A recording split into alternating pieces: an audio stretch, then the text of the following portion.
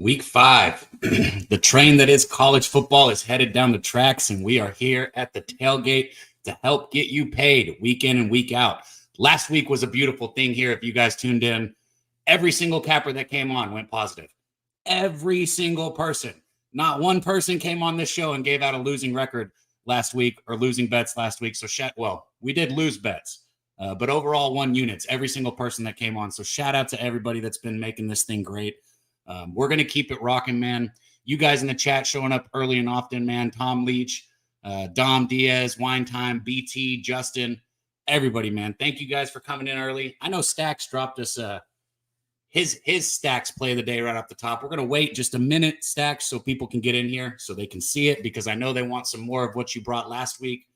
Shout out to Florida. They did cover Stacks hit last week, and that's right how we started the show. So we're going to do the same thing this week once people come in. I want to say something, though, here off the top of this show, especially for the real ones that are here early. Towards the end of the show today, Jose is going to drop the link in the chat. I want you guys in the chat to come on and give some best bets. I want to hear from you guys that we see all the time in the chat that we haven't seen on screen. You do not have to show your face if you don't want to. If you do, that's even better. But if you don't want to, you don't have to. Just put your name when you click the link, type your name into it, and then I will introduce you. We'll bring you on stage. We're going to hear your best bet, and we're going to keep it rolling. Win or lose, I'm going to keep everything tracked because we want to know who's hot, who's not, how we're getting paid. Speaking of hot, like I said, the guys on this show have been money. So let's go ahead and get them up here because we got to get this thing rolling. We don't have a ton of time. Every week, this guy's here. If you haven't been getting his Moose Drive, I'm sorry, you're missing out on beautiful, great information. Shout out to my dude right here, Moose Money Bets. Moose. Oh, Daby Cab, what is going on? Great to see you. Love the card today. But more than anything, I just love being here with everybody in the chat. Shout out Gravy Betts, Kent Davies, Eric Jones, Lex Steele, all the people. Anybody that's going to come on here, let's keep body parts hidden, please. Just a little FYI. Oh, yeah, there are a little bit of rules to this thing, obviously. And there's a small delay, so don't think you're going to be cute and come up here and do something that's going to get the channel in trouble. No, you'll just get banned. You'll just get kicked, okay? So yeah. You've been warned. There's no reason for that shit. But anyways, man, like you said, you guys in the chat, I don't have a ton of time because this next guy who comes on every week with us also, he's got to bounce in about 40 minutes. So I want to get him up here. He's up 11 units on the college football season, if I'm not mistaken. So absolutely dominating. Our guy, Wine Time Sports. What up, Wine Time? What up, Daby Cab? What up, Moose, my guy? Good to be here with you guys, man. Another Saturday in the books, man. Week 5. It's crazy how we're already 5 weeks into the season, man. But, yeah, let's keep it rocking and rolling, dude. Last week was a great show. It's been a good start to the season so far. And let's just keep it going, man. I'm excited to get to it. Beautiful, dude. So I tell you guys what, I'm going to bring our first guest on here that kicks off this show. He's kicked off pretty much every episode for us, all but one. Before I do bring him up, though, like I said, I want to start this show the same way we did last week with the W right here. Shout out to my guy, Justin. Stacks POD right there. He said he's got Ball State plus 21.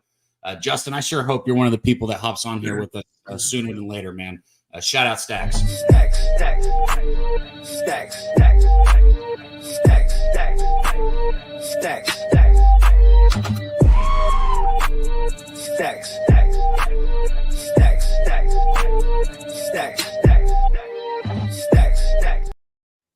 If you tune in, you already know. It takes us about 4 minutes, and we're already through the first bet right here with Stacks.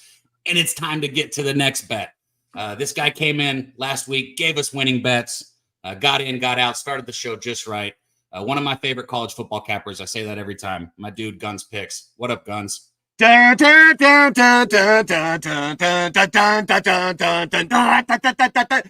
wait for the game today. Notre Dame versus Louisville. It is going to be an electric time here.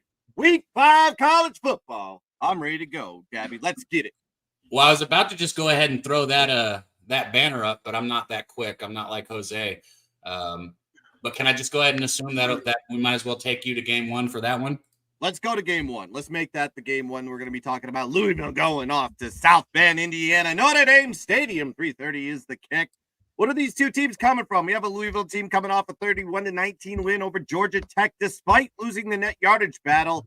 minus 84 net yards. I believe they had 2 defensive touchdowns in that game. That kind of was the deciding factor in the spread.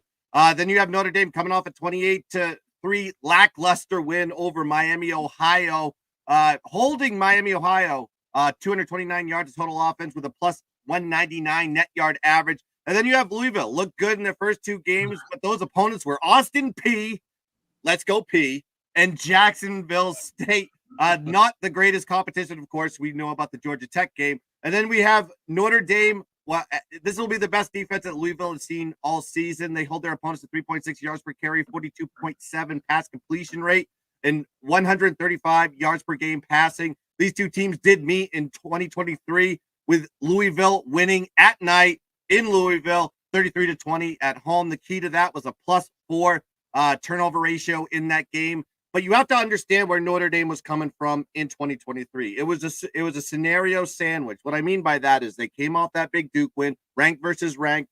Notre Dame won in the dramatic fashion, fourth quarter. Audric Estime running for about 50 yards for a touchdown, got the big win.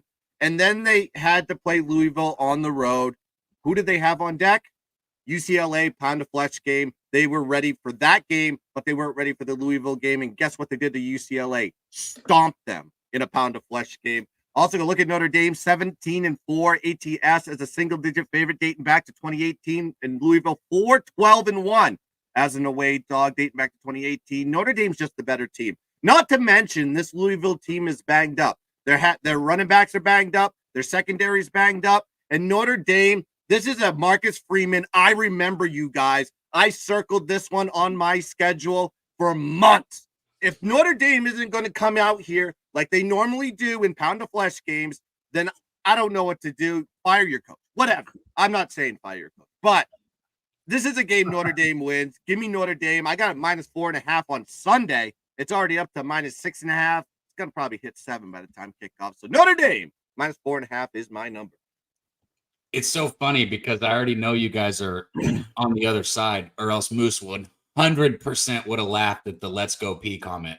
But since you guys are on the other side, Moose just had this face like he wasn't having it the whole time. Guns. I was searching. All right, I was searching through my moose dive here. So you better have a bet on the other side if you're going to poop on it, though. That's yes, I am on the other side. I did take Louisville at +7. Let me make a couple of corrections here. One, the running back that's injured is Donald Chaney. He was the leading rusher last week, but Louisville has used a rotation of running backs. The leading rusher versus Austin, PA, was 7 different players that got carries. Let's go P. Week 2, it was, if I can get that, Maurice Turner and Isaac Brown were the 1-2 combo. And then last week, it was Donald Chaney. So I'm going to make a correction on that one. And Notre Dame also has significant injuries in this as well. Jakusa is still out. He's going to be out for a while. And there are guys that weren't starters for Notre Dame, but were part of defensive rotations, and they are also out. Because that game in Purdue, it was like the cart was logging miles, going onto the field, carrying players off, going onto the field, carrying players off. So both teams are absolutely having to deal with injuries. And I would say Notre Dame is dealing with more injuries and more significant injuries than Louisville is.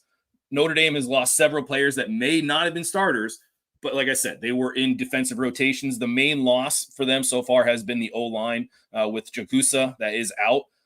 Freeman is 5-5. ATS is a home favorite, but Braum, he traveled to Notre Dame once when he was with Purdue, and as a 7-point dog, had a lead in the third quarter, and then Notre Dame, put it on a little bit late. But last year, like the gun said, they took Notre Dame to the house, and they came away with a 6-point dog victory.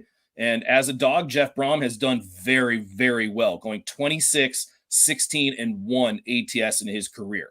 I do like Louisville here. One of the other things that I do like is they kind of had a nice warm-up for Notre Dame here. Riley Leonard and Haynes King are not the same quarterback. Granted, they're not the same quarterback, but they play very, very similar styles. So Louisville got a little warm up to it, and I do like Louisville here, but I do not like Louisville under a touchdown. You have to get the touchdown here. If it is under a touchdown, you got Louisville +7. I got +7, yes. Okay. If you are looking at Louisville at 6.5, don't do it. It has to be a touchdown because I could see this game being tied and then a touchdown to win it on the last drive. But I see a competitive game here. I mean, Well, I don't think it's going to be a blowout. I'm not sure what the pound of flesh for UCLA with a bad UCLA team last year that was very much underperforming much of the year.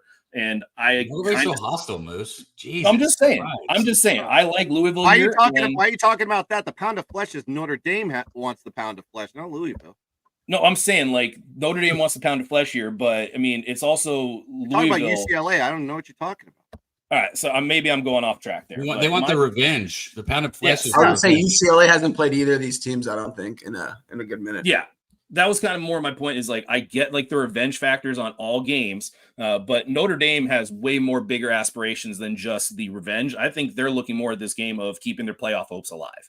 And I do like Notre Dame under a touchdown here. If you got something 4.5, I like that pick. I would love to have a 4.5 on Notre Dame, but at +7, I'm going to take Louisville and I'm going to sprinkle a money line a little bit because I do think this is going to be a competitive game here. All right, so I tell you what, I don't have a bet in this game, wine time, so I can't tie break this. And I love both these guys. Can you tie break it for me? Did you bet this one? Yes, sir. I actually gave a breakdown yesterday on Jimmy's show. I'm going to be talking about it again with Boston and Sauce. So I'll make this one short because both these guys touched on a lot of good points. I'm on a total in this one. Sidewise, though, I'll talk about that a little bit right now. Notre Dame, this is a big game for Notre Dame. If Notre Dame doesn't get this done, their college football playoff hopes are completely out of the water. 2 bad losses. I mean, this isn't a bad loss, but you need key wins, especially if you're Notre Dame, to get in there. And I don't think they're going to have them other than the USC game coming up.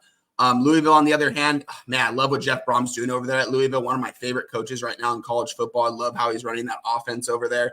I like both these teams a lot, honestly. If I was to gun to my head, I'm not going to lie, I think I'd be on the Notre Dame side just because of the fact that they need this game. And if they beat these guys by 10 plus, will look a lot better on their resume.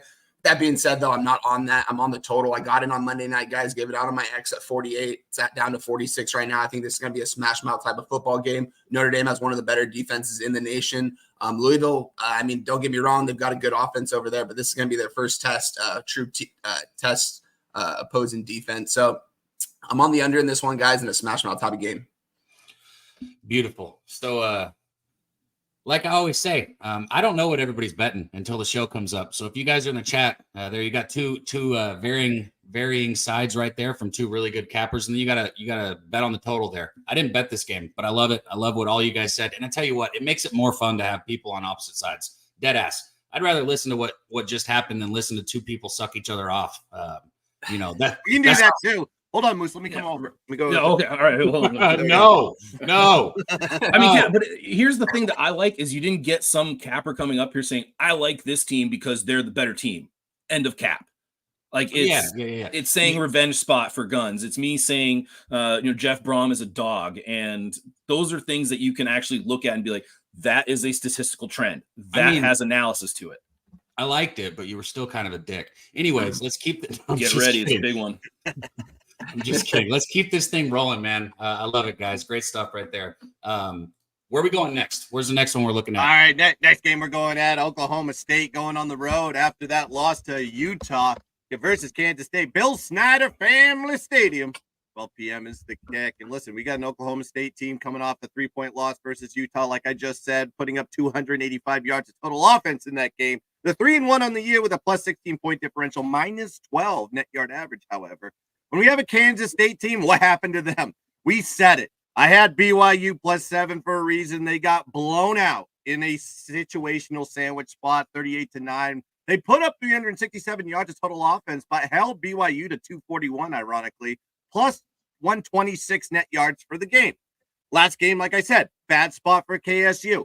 They're coming off that big win in primetime versus Arizona. And then they had to go and motivate themselves to go to Provo, Utah, of all places, and go and try to salvage some sort of remnants of that momentum that they had from that Friday night game. And then they have who on deck? This game here. They looked ahead. They got caught looking. If you look at the box score, though, you got to remember, watch that game. It was crazy. They were up 6-3 near the end of the half, about a minute left. They proceeded to fumble the ball that got returned for a touchdown. And then the next possession, they threw a pick that BYU scored a touchdown. So 2 touchdowns in about over a minute and a half to end the half. So if you were holding that KSU first half ticket, Oh boy, that must have stunk for you. And then you have Kansas State, first possession coming out of the second half. They throw another INT. BYU gets a touchdown. And then one of the craziest plays in college football, might be the play of the year, the 200-yard touchdown punt return run in a freaking semicircle all the way around. Yep. And 28 unanswered points in the most dramatic fashion that you've ever seen.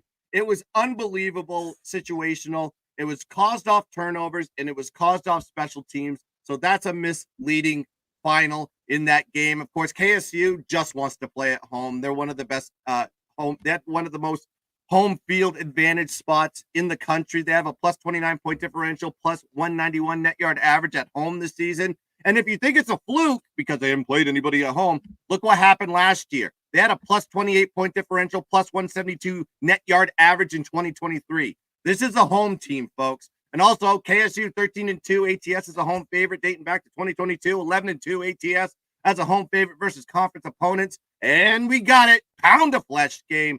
They got a revenge here because they got beat by Oklahoma State and Stillwater 29-21. Looking at the box score, Oklahoma State had 5 field goals, a rushing touchdown, and an interception return for a touchdown. That's how they won the game last year. Home team in this situation, when these two teams meet, 5-1 straight up, 6-0 ATS in the last 6 meetings.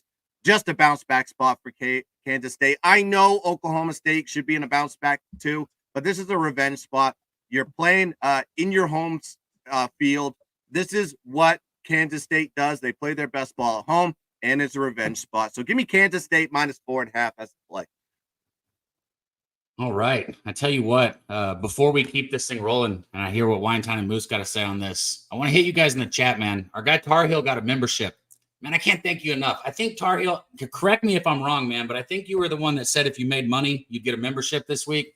And I know you made money last week because we went 31-13 as a show. So shout out to you guys right here because that's you guys right there. Y'all dominated this stuff, man. And shout out to all the members that are in there. BT, I see you in there also. Wine Time, Steve G, my guy Jay Peasy. He said this is better than waking up and watching Saturday morning cartoons as a youngster. What up, Jay Peasy, man? And if you didn't know, he's on the motherfucking intros. I say intros because he's killing the intros out here. He makes really good music, so he makes good intros, obviously. But shout out to you guys. The members make the channel. So if you can, he said it wasn't me. He just got one. Whatever, Tar Heel, you got one. That other dude better show up and get one too. So shout out to you for getting a membership. If anybody made money with us, last week, week 3, week 2, week 1, if you've been getting paid with us, consider, giving back because we don't ask for anything here unless you can, right? So hit the join button. Anyways, let's keep it rolling here. I gotta be honest, Guns. I took Oklahoma State first half. I think you know that because we were talking on my props that I had today. Yeah, I saw you on the props. I think I saw the Oklahoma State one. I didn't comment on that one, but I like the props. So let's just say, I got 3.5 first half. So let's say this. I hope Oklahoma State can just keep this thing close in the first half. Then you can get your win. But I want to hear what you guys. I'll handshake on that one. Moose is saying no. Hold on, Moose. If you're going to go right against him again, let's go the other direction first. Let's hear Wine Time, and then we'll come back to you. No, yeah, I am on this game. I got a couple of things in this one. Full breakdown is posted on Pub Sports Radio. Give it out on Wednesday. I'm on Oklahoma State in this one. I'm on the complete opposite. I don't think this Kansas State team's a very good team, honestly. Yeah, they had that big win against Arizona. Going into the season, I was high on Arizona, but Arizona is a not very good team, honestly. They got 2 really good players over there in Fafita and McMillan. That's pretty much it.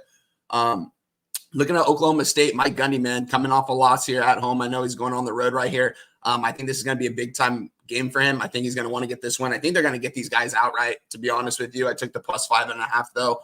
I think they're going to want to really run the ball here. They're going to get Ollie Gordon involved early and often. They got to get the ball in this guy's hand. With that being said, I'm also on a prop in this game. It's going to be Ollie Gordon over 79.5 rushing yards, parlayed up with TJ Harden over 41.5 rushing yards for UCLA. Giving that out at a plus 250 right now. Got that in last night. Love that play. I think Ollie Gordon, I think this is going to be the game where he comes out. He's going to have a huge game, 150 yards on the ground, 3 touchdowns. I think this is going to be I'm not a big fan of Bowman. We saw what he did last week. I think he's banged up a little bit too, but I just think Ollie Gordon, this is going to be the Ollie Gordon game. Give me Oklahoma State on the road here, plus 5. Can you give me that number on, you said Harden, correct? TJ Harden? Yeah, running back for UCLA, over 41.5 rushing yards. 141.5. Over 141.5. No, just 41. Oh. I was like, Jesus Christ, that's a big that'd be number. that'd be the highest prop I've seen in quite some time. Yeah, okay. I got plus 257 on that. So I love that. So we already got some plus money coming in. And again, I just think Oklahoma State's going to get these guys out, right? I took them on the money line too. I think they're the better team in this spot, and I think they're better coached. I think they've got the better running back, quarterback. Kind of argue. I'm not a big fan of Avery Johnson. I was kind of higher on him going into the season. With that being said, he has not looked very good this year. I think he's a better runner, and he's not really using his legs too much right now. You know what's fun about being on the other side too? Since we all keep being opposite of each other on these first two games. The best part about being on the other sides of each other is somebody's going to be right. Yeah. That's what makes this shit fun. You know what I mean? And either way, I love doing this with you guys. Moose, I could already tell by your face. Tell me why you like OKC. And keep it quick because we only got wine time for another 20. We got another best bet from Guns, I think. You're telling me to keep it quick? The guy that cannot stop talking? All right. Yeah, that's why I said it. All right, so let me be really nice here. Let me gas up Kansas State real quick. The home team in this matchup is 5-1 straight up, 6-0 ATS since 2018. The home favorite, as a home favorite in the Big 12, you already heard Gunn say it, so I'll just go ahead and skip that one. However, Oklahoma State has won 4 of the last 5 straight up. As an away dog, Mike Gundy is 23-20 ATS and is 58-41 straight up on the road. Both coaches have done well in conference, but both are coming off a loss where really both have excelled. But Mike Gundy, 40-29-2 ATS coming off of a loss. I absolutely 100% agree with Wine Time here. I am shocked that they are not having Avery Johnson use his legs more. I mean, you saw it in week 1. They were adamant. They were going to have him pass the ball. The K-State rush defense has not been good the last 2 weeks, so that matchup is going to be very interesting. And Wine Time said it. Ollie Gordon game, I don't know. I thought we've had a couple of opportunities for that, but it really hasn't happened. So the growth that I thought was going to happen in their rush defense really hasn't happened. The Oklahoma State has been decent at times with rushing the passer, and it really does feel like Brian Nardo has become more comfortable in play calling, and the defensive production is getting better and better. So I am on Oklahoma State plus 4.5, Oklahoma State money line with a little sprinkle, and I am on the under in this game as well. 5 of the last 6 games have gone under the posted total with an average of 45 points per game. So when a 56 is hung up, I'm going to take my chances on that under as well. And if you want more information, go check out the Moose Dive. There's a much more thorough breakdown there. Yeah, Moose did 94 pages of a write-up this week, and he's offering it to anybody for free. You don't got to pay him. You just got to hit him up, and he'll give you access to his cap. Anybody in the chat who's already got it can tell you it's great. So if you guys aren't doing that, you should do it. It's free. It's another thing you get here when you rock with us. Shout out to my dude Nunya, man. Dropped in another Pub Sports Radio membership right there. All I can say is whoever got that membership, renew that shit. Show some love. I say it all the time. We come up here and do this shit. We don't charge anything at this channel. We don't sell picks. We just give them to you. So support the movement and let's take this shit over. Let's stop getting bouncing titties is a distraction that make us make bad bets, and let's start listening to some good cappers that put effort into stuff. You know what I mean? Where is she? But anyways, I digress. Not that I'm not a fan. Don't get me wrong. I watch it every time I see it come across my X. I'm just saying. At least for a few seconds. I mean, yeah. Let's just win some bets, right? Anyways, so we got opposite sides here. Moose on OK State, also the under. Wine Time on Oklahoma State. Then he's got the Ollie Gordon prop, 79.5, parlayed with TJ Harden over 41.5.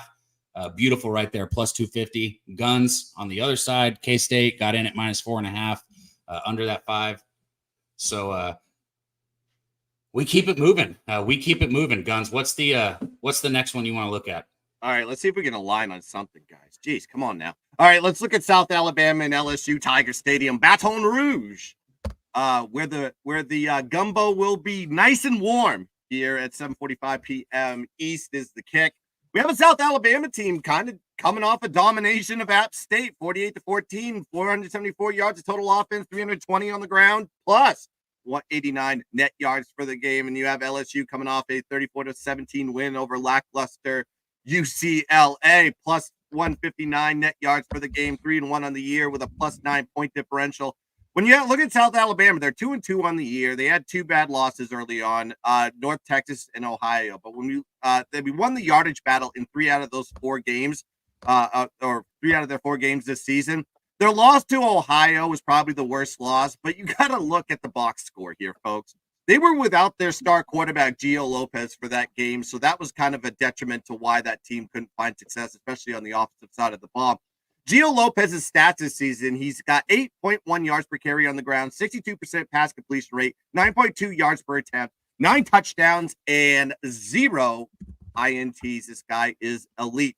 Then you have South Alabama. What do they want to do? They want to establish the run. 6.9 yards per carry on the ground game this season on average, and they can beat with multiple rushing weapons. And get ready, folks. College football names. Let's go. Fluff Bothwell. Their leading rusher is 9.7 yards per carry, 6 touchdowns this season. Kentrell Bullock, 6.8 yards per carry, 3 touchdowns. And Gio Lopez is a runner as well. And they also have another running back, PJ Martin, who averages 9.6 yards per carry, 1 touchdown this season. Look, LSU has found some success stopping the run. I'll give them that with a 3.8 yards per carry on average given up to opponents. But look at the teams they've played. UCLA, pass-oriented team. They don't like to run the ball. Nicholls State, an FCS program that won 3 games last year. South Carolina, granted, good running team. South Carolina put 243 yards on the ground, 5.9 yards per carry. That is what that real rush defense is. Of course, they played UCLA last week, and guess what? UCLA is in shambles. That program is a mess. They only averaged 2.7 yards per carry this season on the ground. And then you got South Alabama. They love these spots. They love playing P4, P5 teams, and they play them well. Look at 2023. Beat Oklahoma State outright, 33-7 as 7-point dogs. 2022, they lost to UCLA by 1 point, 32-31, but they were 15-point dogs going into that game. And then you got the trap spot type of situation here for LSU. They do have their bye coming up next week, but guess who they have on deck? Revenge pound of flesh game versus Ole Miss the week after their bye. Also, you got to look at South Alabama. 12-6 ATS is a double-digit dog since in their last 5 seasons. I just am not high on this LSU Tiger team. They're 0-4 ATS this season alone, and they only beat Nicholls State by 23 points as 45-point favorites. They barely beat a South Carolina team. Late field goal missed and a late touchdown by LSU was a deciding factor in that game. And, of course, they struggled against probably the worst team in the Big Ten and UCLA. They were tied at halftime, 17-17. This is not a good team, folks. I hope they fire Brian Kelly after this season because once they get to conference play, their true colors are going to shine. But I'm going to be taking a 3-score dog here at 21.5 with South Alabama. This offense will be able to keep them in the game. I know it's at 20.5 right now. I think it's a 2-possession game at worst. So give me South Alabama plus 21.5 as my play. There we go. Wine time. I see the clock, so you Moose. If you want to say anything on this real quick, if you got a bet, if not, we're going to keep it rolling because I want to get Wine time's best bets before he's got to get to. Oh, no, I'm good on this one. That was a great breakdown, though. I definitely agree on the South Alabama side. This LSU team is not good by any means. I mean, after I saw him play the first game of the season, I thought Brian Kelly, this is it for him. This is his last season. You mentioned struggle against a very bad UCLA team this year. They were tied going into that game at half. LSU's, this isn't a good team by any means. This isn't the number 14 team in the nation. We're probably going to see that today.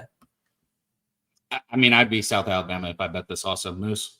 Yeah, I mean, I would probably lean LSU on this. I mean, look, the talent level is just significantly better when you're talking about almost any SEC team besides Mississippi State. Yeah. But, I mean, really, maybe Vanderbilt. Probably not. But, hey, shout out to the App State fan at the end of that game against South Alabama that was picking up trash. But that's kind of how I look at this game. I think this is kind of just a trash game to me because I really have no idea what I'm expecting from LSU. They've looked really good in a half, and they've looked really bad in a half. They are dealing with some injuries, quite a few injuries. South Alabama looked really good, but it was also an App State team that was inexplicably trying to create pass rush by loading the box and then getting beat over the top and then did not make adjustments. Well, I would not expect that to happen here. I tell you guys what, in the chat, man, keep pumping this up. We're right about 200 people live on YouTube. Obviously more than that, X and YouTube. But let's see if we can get this to 250 today. We got close last week. Let's pump it up there. Show some love for our guy Guns, Weinstein, and Moose. Guns, did you have another one today, or was it those three? It's usually three. Right? Those are the three, baby. Hell yeah, those are the ones that are going to pay the bills. That's why I'm bringing to the table there. Those are the three. Man, I say this every week, and I hope people really hear it when I say it. Follow my guy Guns, okay? Go follow him because he's always giving you guys great content. It's not just college football. I talk about how much I love college football with him. Guns does it all. And if you can, real quick, go ahead and plug yourself, Guns. Yeah, you can find me at Guns Picks. The name's right there. Also, I got a show on my YouTube channel, the Guns Picks channel. We're gonna have Saturday mornings with Guns Picks. It's a soft rock type of show, like the AM morning shows you see on NBC, but it's more for gambling. We're gonna be breaking down the top 25, special guests along the way, 11 a.m. East. So when this show is over, pop over and get to the chat on the Guns Picks channel. We'll be talking about more games. And we'll be throwing more picks, and I got some really smart guys that are going to be coming on with me too. So go check that out this morning. Yeah, but appreciate you having me on again. Love leading off, and we'll see you next Saturday. Yes, sir. Love it, Guns. Love it, man. Can't tell you guys how much I enjoy capping with them, but we don't got time, because I know you're in a hurry. So I want to get to your best bets. Tell me what graphic to put up, and let's make this thing roll. Yeah, let's do the Penn State Illinois game. Love it. All right. Penn State, Illinois. I probably got it in here somewhere. If you want to you're good. Take your time. No, I'm going to break down this game a little bit. Let's look at the market and see where it's at right now. Let's see here. Illinois, a big underdog here, going on the road to Penn State, who we saw struggle early. We saw Penn State struggle early, and Penn State, we've all seen this is one of those stadiums that's going to be absolutely lit up. The fans are going to be on fire.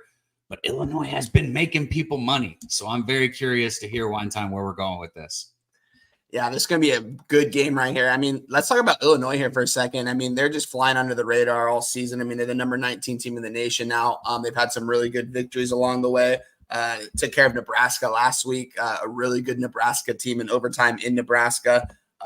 Also Kansas a couple weeks ago. And then, you look at Penn State on the other side, had kind of a weaker schedule. They played Bowling Green. They played Kent State. They played West Virginia, that opener, took care of business there. They looked really well in that matchup. Tom Allen came over as the defensive coordinator over here from Penn State, from head coach of Indiana. Really like what he does with his defenses. I think he's very much of a coordinator, not a head coach. That being said, man, we see a spread of 18 here, man. I couldn't bet against Illinois just because I made so much cash off them this year. I would only lean towards the Penn State in this side of the game, but I'm on something else in this. I'm on the under. I'm on the under 48. You can get the number still right now, probably a little bit juicier, like a minus 115, minus 117. It's out of 47.5 right now, about minus 110. Love this under. I think both these teams are going to want to run the ball. I think Penn State's going to want to get after the quarterback. Luke Altmaier looked really good last week. I think this is going to be a little come-down game for him, especially playing in Penn State on the road. This is going to be a hostile environment, one of the most hostile environments of all college football. It's going to be 100,000 strong there. I believe this is the whiteout game, too, if I'm not mistaken. And, is this the whiteout game? Correct me if I'm wrong, Lisa. I think I wrote that in my notes. I believe it is. We woke Moose up. I was placing a bet. I was placing a bet in this game, so it is relevant.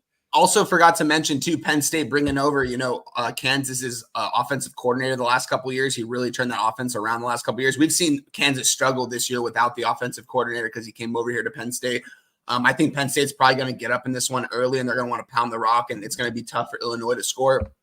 If there's scoring early in this game, look to get it on the live under, too, honestly. But I don't think Illinois is going to be able to even get a touchdown in this spot. Honestly, I think this is such a tough road spot for them. They've came off some really good emotional wins, games where they're the underdog. I've made cash with them, so I can't fade them. But I'm on the under in this one, under 48 in a smash mouth type of football game. I got you. So the under here, man. Shout out to our guy, Core Clan. I'm gonna fuck up names, man. I've never seen this person. He gave a $2 tip. He said, cool, cappers on deck here. Let's go.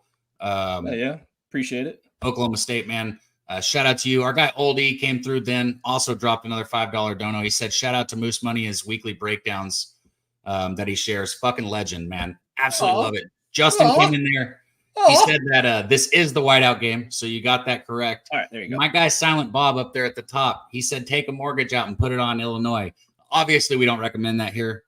Safe gambling, gamble what you can afford to lose. That being said, I've only seen him tell people to take their mortgage out one time, and he was right the other time he said it. So let's see if he can go 2 for 2 on mortgage bets. Moose, what are you looking at here? All right, so I just placed this, and it aligns perfectly with what Wine Time says. I have a feeling he's going to get he's going to get a nice little semi here. I'm going Singleton rush prop, and I'm taking that over 77.5. I believe it's 77.5 right now on Bet Online. 78.5. I absolutely 100% agree that this is going to be more of a smash mouth type of game, and Illinois has allowed rushing yards, and I don't know. I believe it was Kansas. Was it Kansas? Yeah, Devin Neal. Yeah, with Devin Neal. Inexplicably, they kept on feeding the ball through Jalen Daniels. And Daniels is like, oh, this is going to the other team, right? There you go. And I love the Penn State offensive line is a beast. And I really think that they're going to establish the line of scrimmage. Aller can have some success as well, but I really think they're just going to be turning around, handing the ball, pitching the ball, whatever they need to do to get the ball in Singleton's hands. So I like Nicholas Singleton rush yards over 78.5 at minus 115 for half a unit. Usually my player props are always half a unit because the injury risk just makes me always want to put it down. I noticed that last week. I'm not going to keep up with that for you, but I'll keep the bets. You say it, though. I appreciate that, and I'm sure the chat does too. I put it in the dive as well. So I will let you know 1 unit, half unit, 1 unit, 0.2 unit, 0.3 unit. But I think Nicholas Singleton here, that's my best bet in this game. Wine Time. I guess I'm looking here. I guess we already got the under in the Notre Dame Louisville. We got the Oklahoma State plus 5.5. I think you said money line also with them. We got the prop, the Ollie rushing prop with the Harden rushing prop. Plus 250, and then the under in the Penn game. So I guess I didn't realize we got several bets from you here. Did you have any other best bets though that we were going to look at? Yeah, let's move a Big 12 play. Let's head over to Kansas actually. Okay, I'm ready to hear this one. TCU at Kansas. I got a bet in this game also, so perfect. I broke this game down with Jose, I believe on Wednesday. It's posted on Pub Sports right now. I'm on Kansas in this spot, guys. They're coming off some really bad losses the last couple games, not playing the best brand of football. They had that West Virginia game, a game that I was on West Virginia on, and they just absolutely blew it in the last 5 minutes of the game. Look at UNLV. UNLV is a pretty good team over there. They lost their quarterback now, but at the time, they looked really well over there. That team was playing really good football for not being a Power 4 school. Then you look at Illinois. They lose by 6 to Illinois in a game that they very much could and should have won, if we're being completely honest here. That was another close game. I think Kansas here playing at home, they need this game really big time right here in Big 12 play. This is their first game. This is their second game in Big 12 play, and they are already 0-1. So TCU, I believe, is 1-0 right now in their conference, if I'm not mistaken. But Kansas is going to need this win here, guys. If they lose this game, they have no chance of winning their conference. This is still a very talented team. We got Jalen Daniels at the quarterback position. Had a lot of hype going into this year. A lot of people were saying he was an NFL type of quarterback. He's a scout, a lot of people are going to be looking at him. He's got to do a lot of better with his decision-making. He did get a new offensive coordinator, so that might be the reason why this offense is off to a little bit of a slower start. We mentioned Devin Neal earlier, the running back, one of the better running backs in all of college football. Pretty much feed this guy 20 to 25 times a game, and he's going to get you 100 plus every single time. And he's going to go after these linebackers. He's going to make them tackle him. He's got some good speed on him for his size as well. This guy's an NFL running back. And I just think Kansas here being at home, if this was in TCU, I probably wouldn't be on Kansas in this spot, but this is a get right here game for Kansas. Give me Kansas on the money line, minus 125. I gave it out on Monday. It's still around the same number. Looking at the market right now, all the bets and money right now are on Kansas. So it does get me a little weird on that side because the line's not necessarily moving. But that happened with Rutgers last night for me, and the Rutgers still came out there with the W. So we're not going to look too much at the market in this game. We're just going to go with Kansas on the money line. Beautiful. So I'm on a prop in this game, and I'm on the other side, but it don't bother me because I'd rather Kansas be ahead because the more Kansas scores, the more TCU is going to throw the football. And anybody who's been following has cashed this prop with me all year already. And of course, I'm going to bet it again. I'm taking Josh Hoover. I'm taking his passing yards. Listen, if TCU is in a 3rd and 20 situation, he's going to throw the ball 45 yards downfield instead of punting. Like, that's what he does. It's backyard football at his finest. Does he throw interceptions? Yes. Does TCU lose football games? Yes. But does he get 300 plus passing yards pretty much every game? Yeah, he does. And his prop set it right at 300 again today. So I love it. Josh Hoover's passing yards, I'm going to keep hitting it. Even if he doesn't hit today, I'll probably bet it next week because right now I'm 3-0 when I bet it this year. So I don't know why I'd stop. Wouldn't stop now. So Josh Hoover over passing yards. Moose, you got anything in this one? I do. And first, before I get into that, I have a task for the chat. If anybody watched the game last week against SMU, they watched Sonny Dykes take an absolutely brutal walk of shame after he was ejected from the game. And what I want everybody in the chat to do right now is to put their worst walk of shame that they've ever experienced. And after Wine Time leaves, Cab and I will divulge our worst walk of shames that we've ever had. I don't know if Cab's ever had one. I don't know if Cab's had one. I have. We don't got time. Maybe we do, but why would I do that? At the end. That's what I said. So I am on Kansas money line here, and one of the big reasons is Kansas has played running teams, and they do have a good secondary. They brought back two of their best secondary DBs in the secondary, and everybody that they've played, they've had to bring their secondary up front to stack the box. They've used more stacked boxes this year than most teams in the country. And it makes sense when you play teams like UNLV, Illinois, and I expect them to run more of a traditional defense. The issue with the Kansas money line is you're having to rely on Daniels back there, and he has been pretty bad. I think this is going to be a Devin Neal game. TCU really struggled against the run last week against SMU. SMU, I believe, just off the top of my head, had either about 300 yards or over 300 yards on the ground. I think that this is a Kansas spot. I was a little hesitant to take it because the coaching narrative is so obvious that Sonny Dykes could be playing for his or coaching for his job right now, and you could see the pressure building when he was ejected last week. So, what? I was gonna say, Wine Time. Was this your last one? Do you need to bounce? We can keep going because Moose and I can keep going. Oh no, you're good. I'll stay for the rest of this. Okay, cool. I feel like shit sometimes on the sesh because Razor, and shout out to our guy Razor, he's in the chat right now. I saw something on Twitter said you might have a $500 gambler's first glance today, Razor. No pressure, but we'd love to have you come up, even if it's just for 30 seconds to tell everybody what it is. Shout out to my dude Razor, and also shout out to Chill Will with the $5 super sticker. I keep saying it, man. You guys are the reason we're able to do this. You're the reason we're here. So thank you, Chill Will. Wine Time. If there is any point you have to go, just tell us. I'm going to stop offering. Moose, keep going. All right. TCU struggled last year on the road in conference, going 1-4 straight up and ATS. As a road dog, TCU is 1-3 ATS as at TCU and is 21-22 career. That's Sonny Dykes. Leopold is a home favorite, 6-2 ATS, and his buddy's only 10-9 straight up. But I mean, I really think this is a game where Kansas kind of has the advantages, and the advantage that TCU has with Hoover at quarterback might be minimized a bit. I still think he gets 300 yards, Cap. I still think he gets there, but I do think that Kansas is going to be able to control the clock at the end of the game, specifically because of Devin Neal, and that they are not going to be able to slow them down on third downs. TCU has one of the worst third down suppression rates, and Kansas has been very, very good on third downs. The biggest issue with Kansas has been their turnovers. Their turnovers have really killed them. I believe they have 7 turnovers this year so far, and a lot of them have come from Daniels. So I still like Kansas here.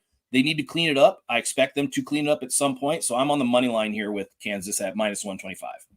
All right, so we got these two guys on Kansas. You got me on the Josh Hoover prop. Nobody on TCU, and I haven't seen anybody on TCU. The public's on Kansas. Anybody in the chat on TCU? I'm just curious. Here's my thing.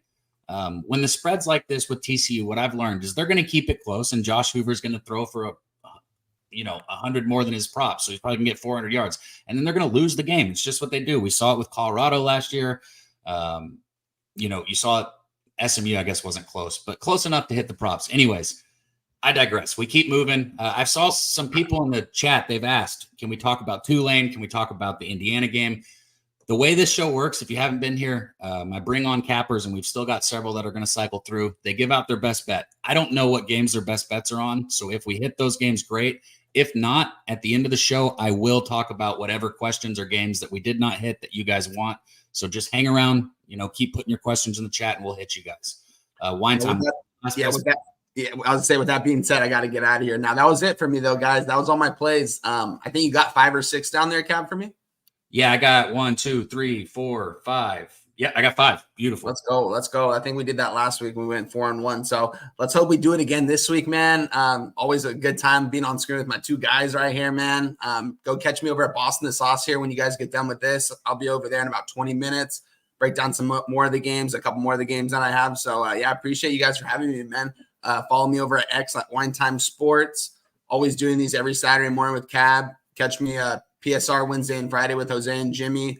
And yeah, Boston the Sauce on Saturday. And usually the live streams, I'm not going to be able to do the full one today. I'm going to try to hop in for a little bit for that Bama Georgia game. But I wish I could make it. But yeah, I'll be here next week for sure, guys. Love it, Wine Time. And I'll see you tonight for a few minutes, you said, on the Yes, Alabama Georgia live stream. Tonight, the live stream's not right after this. It's Alabama Georgia. Wine Time said he'd stop at the beginning. Go kill it, man. I love it, Wine Time. We'll see you soon, man. Sure. Good luck, guys. Make sure you guys go check out Boston the Sauce over there at Who Bangin'. Everything those guys are doing. Some of my favorites. Guys, Moose, we're already 50 minutes in. This thing is rolling. Somebody in the chat, where was it? Montez asked what his plays were. I've got everyone's bets. I will hit them here in just a second, but I know that you guys don't want me to keep this next guy on ice. And he's a working man. He's in the middle of work, so he doesn't have a ton of time. Dude's up 75 plus units, maybe 77. He can correct me on this show already this season. Unheard of, unfucking real. So let me just shut up and get him up here so we can see how we're getting paid today. My dude, Kong's Clips. Kong, what up, man? What up, though? Happy Saturday, fellas. Hell yeah, man. Hell yeah. I love the hat. I love it. Yeah, last night, anytime I take a loss, bro, I put this hat on just to remind me. You know what I mean? Got to stay humble. That's it. Mm-hmm. That's gold. I like it. And I already know what you're talking about with the Miami game. But you know what? Yeah. Shit, they've cashed every week. You've been making money on them. It is what it is. You know, sooner or later the train stops. We all know that as gamblers. But you've been making tons of money. So fuck, like your hat says. But at the same time, let's get paid today.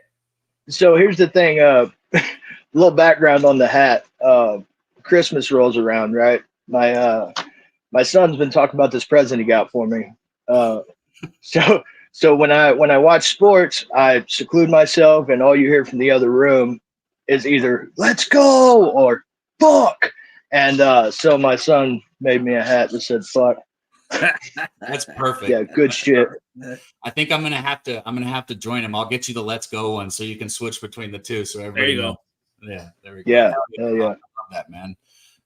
What's the first game we're looking at? Because I know you told me you're on kind of a tight schedule. So what's that first one? Yeah, I actually just got off work, so I have a little bit here. Ole Miss, Kentucky.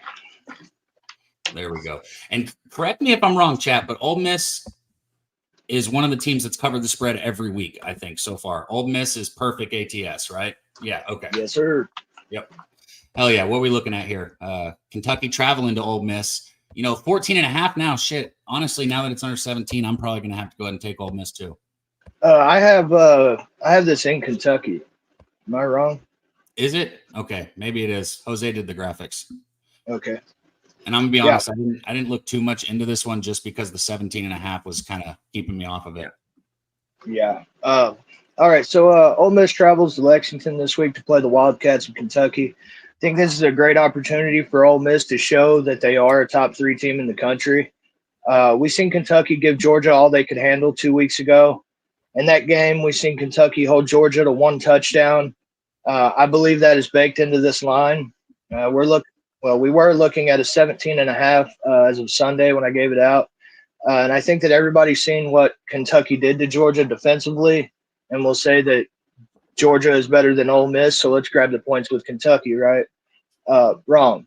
If you watch the Kentucky game, Kentucky-Georgia game, then you know that something was off with Georgia. I couldn't put my finger on it, but now I know that Kirby Smart was 2 steps ahead of me and didn't want to put too much on film for Bama this week. Lane Kiffin don't have to worry about that. They have South Carolina next week. I believe Ole Miss runs Kentucky off the field.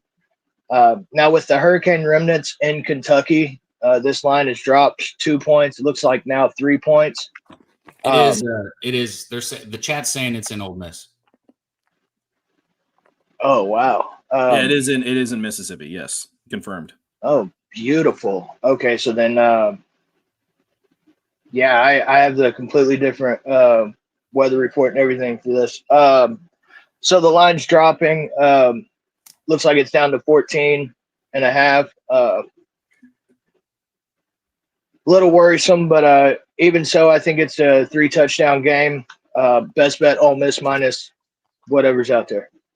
There you go. I like Ole Miss too. Now that, like I said, that 17.5, I did not really want a part of, but you're going to get me down under 17. It's Lane Kiffin, man. You got to know your coaches. Shout out to Pete Loshak, because we kind of had a conversation about that earlier this week. You got to know what kind of coach you're betting on, and if there's any room, he's gonna put the pedal to the floor and he's gonna go. And I think Kentucky kind of sucks. They blew their load against Georgia. I'm just gonna say it right now. I think they blew their load against Georgia, and they didn't even get a win for it. So I like Ole Miss here. I might have to join you on that. Shout out Abel A, man. We got another new member. That's our third member of this chat. We've got several donations also. Man, you guys make this awesome. We're up to 220 people live. It's still rolling up. Keep hitting that like button. Keep pushing it up. Help get us out there. We don't sell picks on this channel. We just tell you what we're betting. So all the support, it means the world. Shout out Jeff Slaughter for getting this thing, Pop Sports Radio, going. Moose, you bet this game? Go. I did not, but I will give a little bit of a trend on this one. Ole Miss has won their last 3 SEC home openers and have won 12 of their last 14 SEC home openers. But they are 6-7-1 ATS in those games. Kentucky did play Ole Miss 2 years ago in 21, and it was a very close game. And it went in as a -6, which is obviously completely different spread, and Ole Miss only won by 3. So I'm not sure how much that is really relevant here, but that's the only kind of information I had. I quickly passed on this one because it was kind of like exactly what Con was saying. Felt like Kentucky kind of went for it against Georgia, did everything they could. But these are SEC games. We really have no idea other than what the talent level is, and the talent level is completely in favor of Ole Miss. I think either Tennessee or Ole Miss, take your poison. Best offense in college football. Jake Burns said, as a Kentucky fan, Ole Miss in a rout. Yeah. Here's the thing, too. When Georgia absolutely needed points and needed to finish that game 2 weeks ago, they went out and did it. They went down the field and scored. Exactly. They marched right down the field and put points on the board. So I actually said that in my breakdown, too. I love it, Kongs. What's the next one? Where are we rolling to after this? Next one's Mississippi State at Texas. Steve G, I wanted to answer your question real quick. You asked if I had futures on Ole Miss. I bet Ole Miss this past week at plus 1,100 to win the national championship. As strong as this team is, offensively, they do have some defensive holes. But offensively, this team is as good as any team in the country on the offensive side of football. So I did bet that plus 1,100 this past week. I just have to put this tailgate under us. I think we're missing the graphic for the Texas-Mississippi State game. Oh, no, here it is. Got it. See, it's in there. Number 1 Texas right there, taking on the worst team in the SEC. Just one of the worst teams in college football, in my opinion, Mississippi State. Like Moose said earlier, they are a train wreck and a half. Mississippi State's bad, just a bad football team. So, I'm going to say where you're going with this, Kongs. But again, Ole Miss, one of the teams that's covered the spread every single week. Texas, correct? Texas is another team. They have covered the spread every week. So we're looking at 2 teams here. They're not just winning, they're winning by margin. So talk to me, man. Talk to me about this one. Yeah, so Cab, you say it all the time. You bet something and it keeps cashing. You keep betting on it. You got to. This has been Texas and Ole Miss has been on my card every week, as has Miami, who failed me last night. But I'm riding them, bro. Texas is a strong team, both sides of the ball. Mississippi State, they showed us just how bad Florida was last week, in my book. They're both terrible. But here's what I got for this game. Mississippi State rolls into Cab's backyard. A little worse for wear, as they will be out starting quarterback Blake Shapen, and will rely on a true freshman Michael Van Buren. Really bad timing on the injury. Just when you thought it couldn't get any worse for the Bulldogs, well, it does. On the other side of the ball, we have Quinn Ewers was questionable. I heard on game day this morning that he's probably not going to go. I thought he would play this game, but they don't need him. So we should see Arch Manning start this game. He's still interviewing for the starting spot, like I said last week. So he's going to ball out when he comes in. If for some chance Quinn Ewers plays, I have this as a 55-point game-ish. And with Quinn Ewers out, it's a 45-point game. So my best bet's Texas minus 37.5. Beautiful. Moose, anything? So we keep this rolling. It's crazy to me. We're already almost a full hour into this show, man. Shout out to you guys in the chat. We're over the 220 now. Nut Flush showing up in there. He said Mississippi State team total under. I love it, Nut Flush. I bet that team total is probably like a 7, maybe. Shout out to Razor, Chosen One, all you guys in there, man. Moose, what you like in this one? Anything? One thing real quick, Chosen One, there is a bye in between the Red River rivalry. So Texas does have a bye in between this game and the Red River rivalry. All right. I can do this cap in 7 words. Mississippi State fucking sucks. Fuck this game. Gotcha. Like Mississippi State fucking sucks. Fuck this game. You got 7. That was beautiful. I like it, man. And just so everybody knows, I will recap all these bets because I know in this first 60 minutes, we've already got like 20 bets from these cappers, which is beautiful because that's how we do it here at the Tailgate. I will recap them. We're just keeping it rolling, man. Shout out Ick Snizzle in the chat, man. Shout out to all my guys from Who Bangin' down there in Vegas, man. I hope you guys are having a blast. Anybody in the Vegas area, reach out to Ick Snizzle. Reach out to my guy Dutch. Hit him up. Go check him out. Juan, good to see you in the chat, man. What's the next one, Kong? Where are we going next? Ohio State at Michigan State. Ohio State, Michigan State. There we go. Talk to me. Question for you, Cab. Little trivia question. Do you know who the coach was the last time Michigan State beat Ohio State? No. Would it have been Next. What was his name? Old white guy. Saban. No way. It was Saban? Yeah. Oh my Saban. God. I was like, who was there before Mel Tucker? That was my answer. Yeah. All right. So Ohio State goes to Michigan State, where I think they can name their score. This defense is stellar. They could hold Michigan State scoreless. Ohio State has averaged 52.3 points per game this season. I think they maintain that here. Best bet, Ohio State minus 23.5. There we go. Ohio State. Let me go ahead and write that down too. Moose, while I'm writing this down, did you take anyone here? No, I didn't. I mean, the one thing is that sometimes these games that like it's an opponent that they should play, but Michigan State's not as bad as I thought they were going to be. I mean, going into this year, I thought Michigan State was going to be absolutely, dog crap, but they really haven't been. They've been below average, but they haven't been dog crap. And sometimes Ohio State likes to fuck around and find out. So I wouldn't be surprised if they were down a little bit or that they like first quarter or something like that. And then they had to turn it on. They had to gas it up a little bit. But I think Kong, again, he's been so red hot on this. I'm not going to doubt his read on a 23-point spread. But sometimes Ohio State does some weird things, especially with Ryan Day. Ryan Day is a head coach. They've done some weird things, but mainly I'm thinking about the Minnesota games. 23 points, it's a lot, but I would absolutely not be looking at Michigan State here. I'd be looking at Ohio State, but I'd be trying to do something like a team total, player prop or something like that to make it feel a little bit more palatable. Shout out to Sam Colmer. Hey. Man, don't break my heart, Sam. Go Don't break Bama. my heart. Go Bama. $13.99 dono, but you got to say roll tide under it. Don't break my heart, Sam. Appreciate you, though, man. Anybody who doesn't follow our guy, Sam, please make sure and follow him on X. And shout out to you for the dono, man.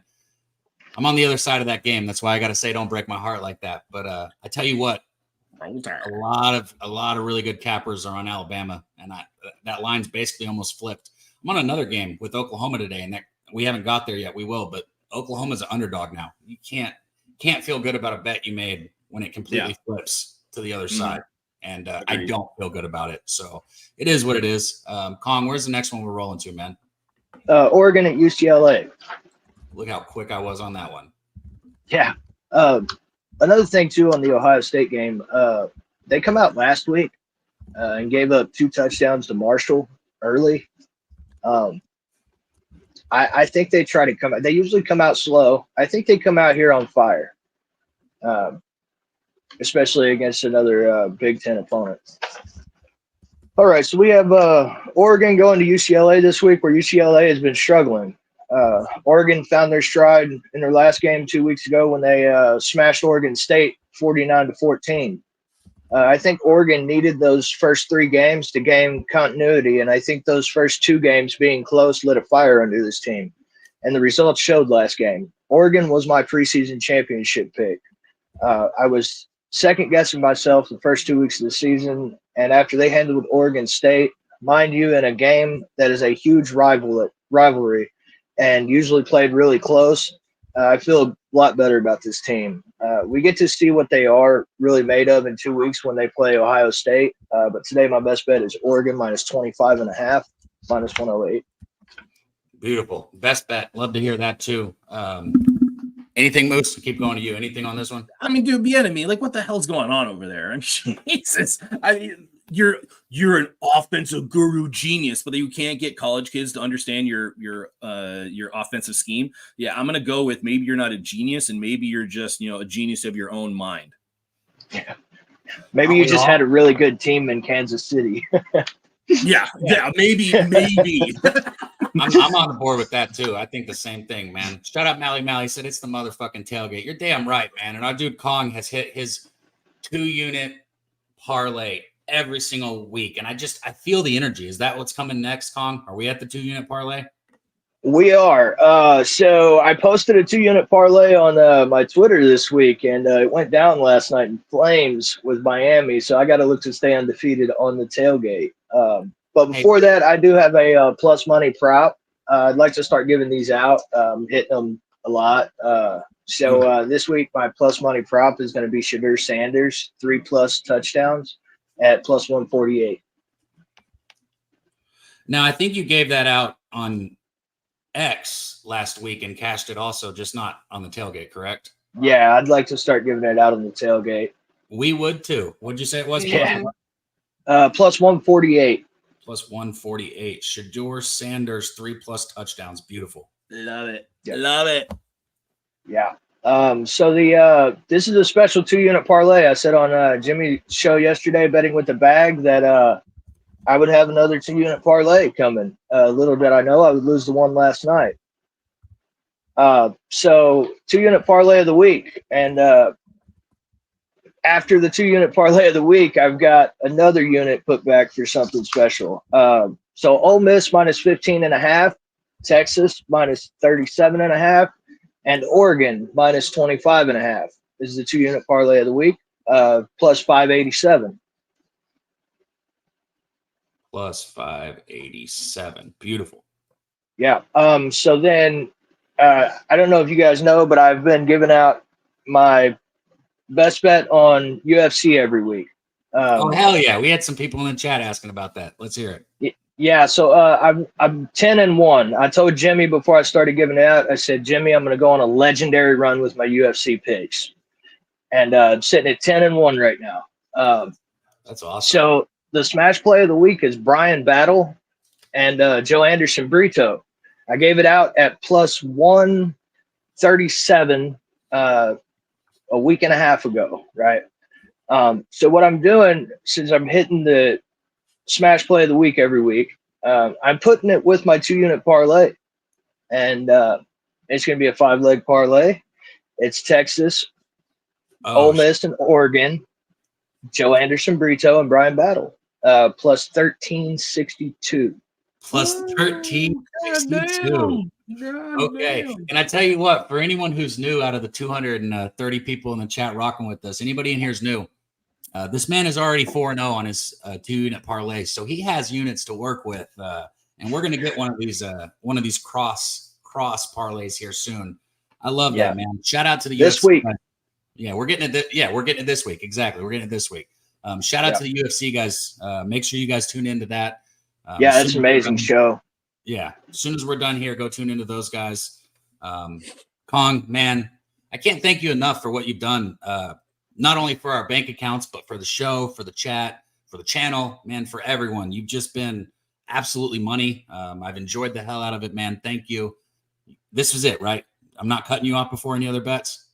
Nope, that'll do it. Shout out to the chat.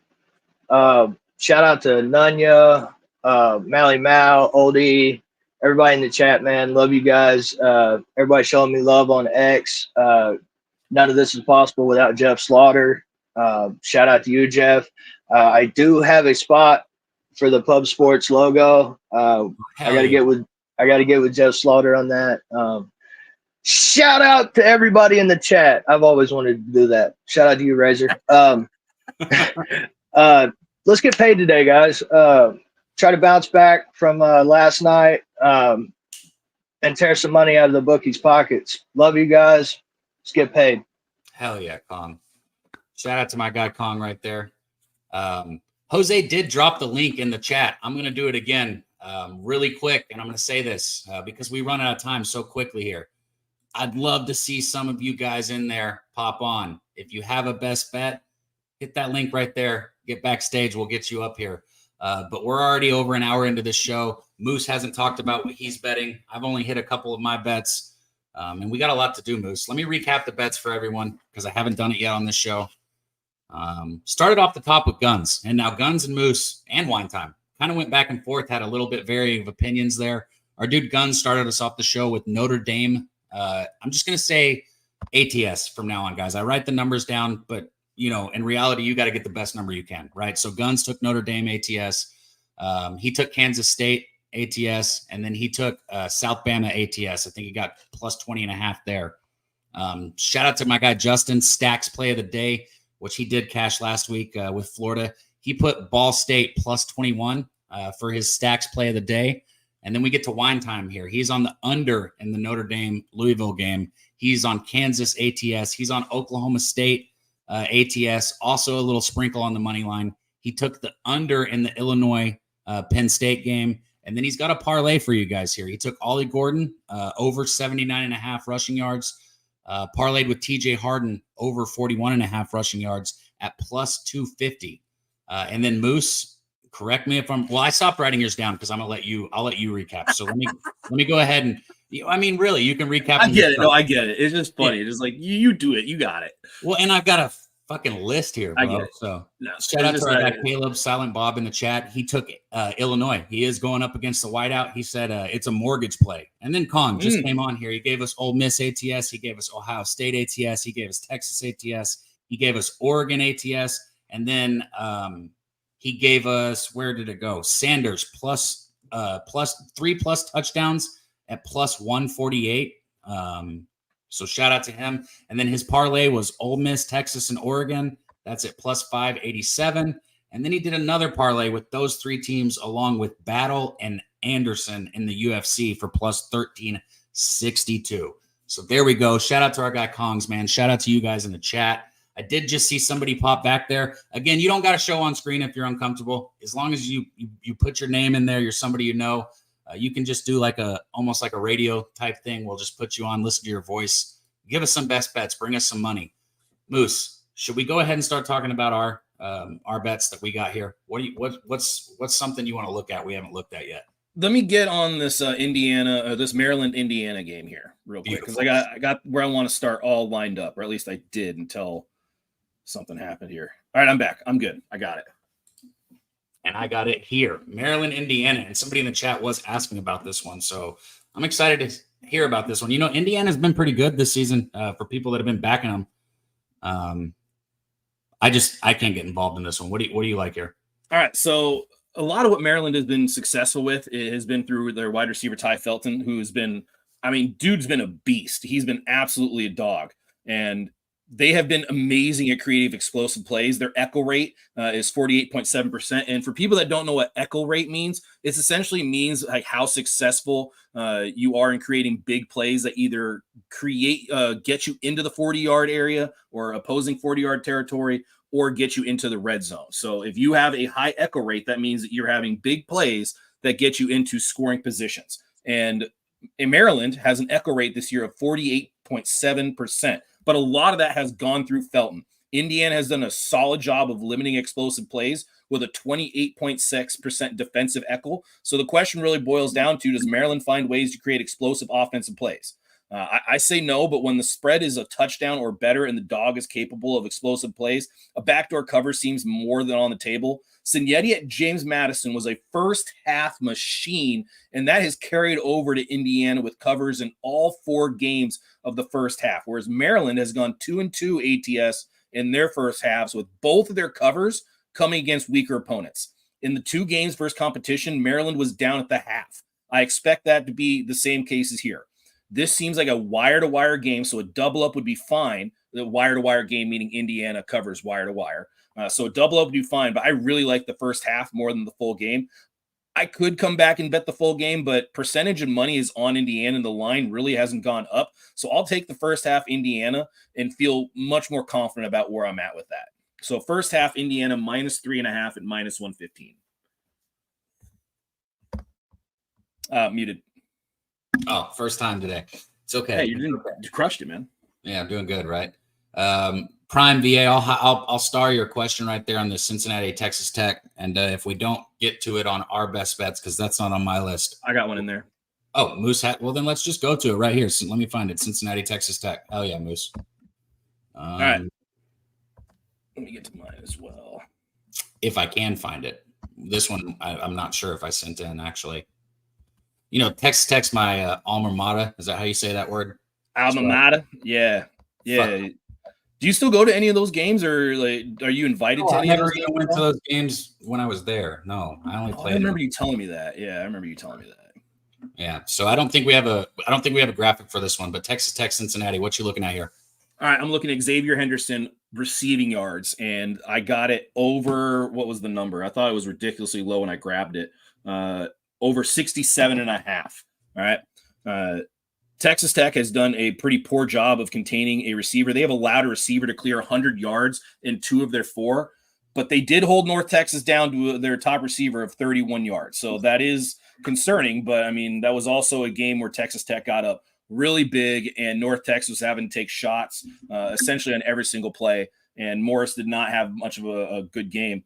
But the Henderson prop at under 80 yards was essentially where I'm looking at, and I got well under it. So I like Xavier Henderson there. So I did take his receiving prop at over 67.5. I really wouldn't know which side to lean on because both teams have looked good at points, and they've also looked poor at points. Cincinnati, first half, amazing versus Pitt, and then not so much. I mean, Taj Brooks is a solid running back, but he's going to need space. He is undersized, and the Tech O-line has not looked good. And Cincinnati got Dante Corleone back in the game against Pitt, and he was a wrecker in the first half, but in the second half, he was getting so he wasn't able to play the entire game. And from that point on, the rush defense for Cincinnati has been significantly better. So I really don't know what side I'd be on here. I might want to take Cincinnati first half, but the Xavier Henderson under 80 yards for an over prop, fantastic. That's the money that's where I'm putting my money. Oh, you did it again, Cab. You did it again. It's only when it's just us. I was going to bring up. It's because you talk, Moose. I let you go. I let you go. I let you give it to the people. I appreciate that. Hey, this one that I'm about to bring up here, I just want to talk about it because this one's about to kick off. You know, we got 45 minutes until kickoff now. Baylor was another one of those schools. They'd covered the spread every week until last week. And then we saw what happened to Baylor.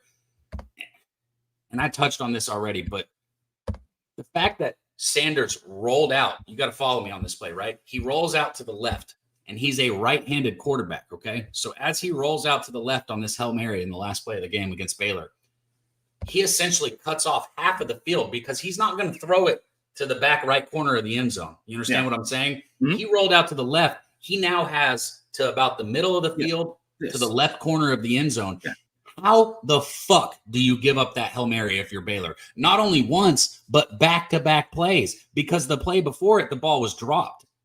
Just, if I'm Baylor, I'm just sick still. If I'm a fan, if I'm a player or coach, I'm just sick about what happened. And Cab, did you hear Shedeur Sanders' post-game press conference? No.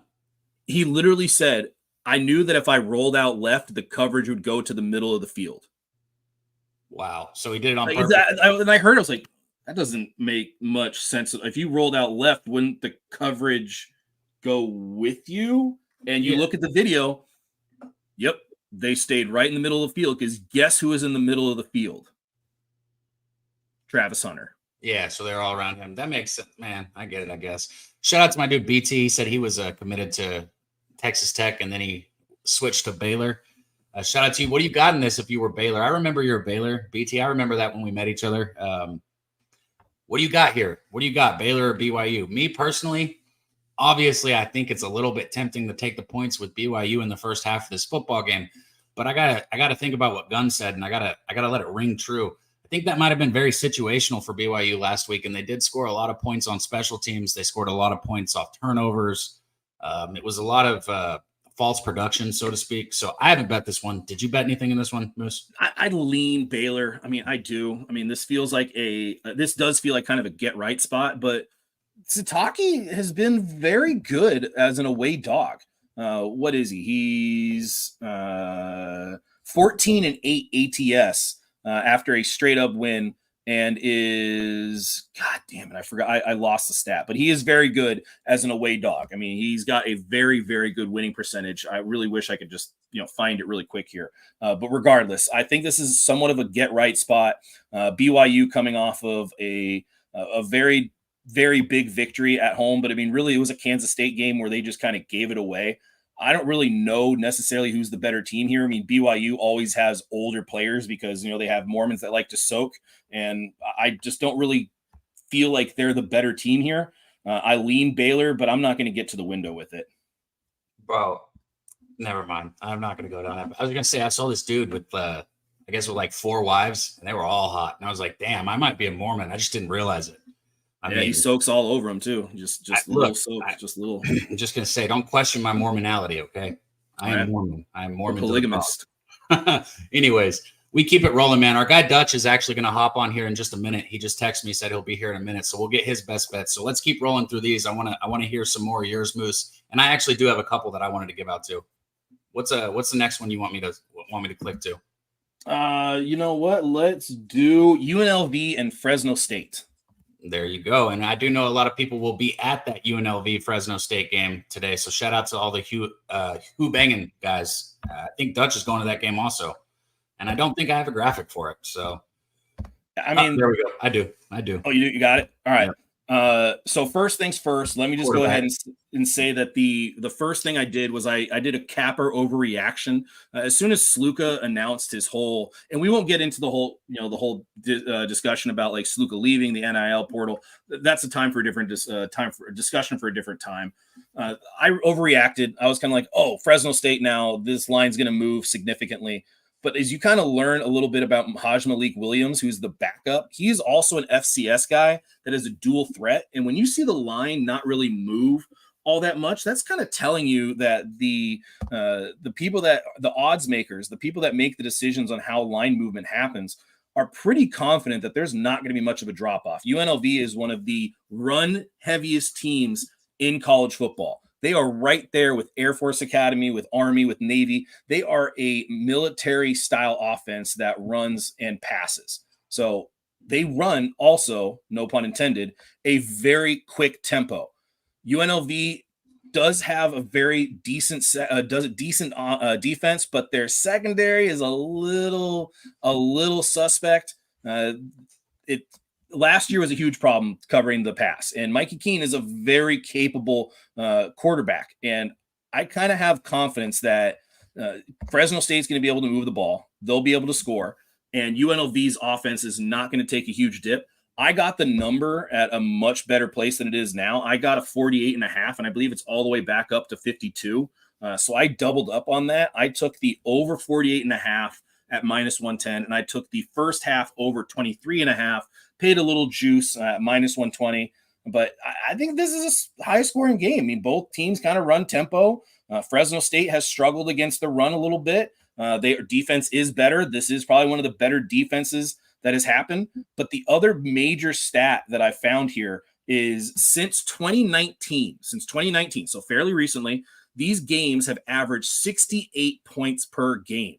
Last year, the teams combined for 55 points, and that was their lowest total.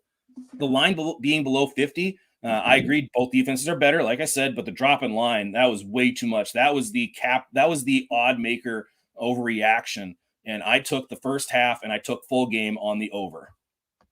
Love it here. We would be assholes if we kept going without moving to this game, guys. If it doesn't seem like I'm going back and forth as much as we were earlier, I mean, we're already slowly starting to run out of time. You know, we're an hour, 20 minutes in. It's 10:20, and I know you guys want to be at on kickoff.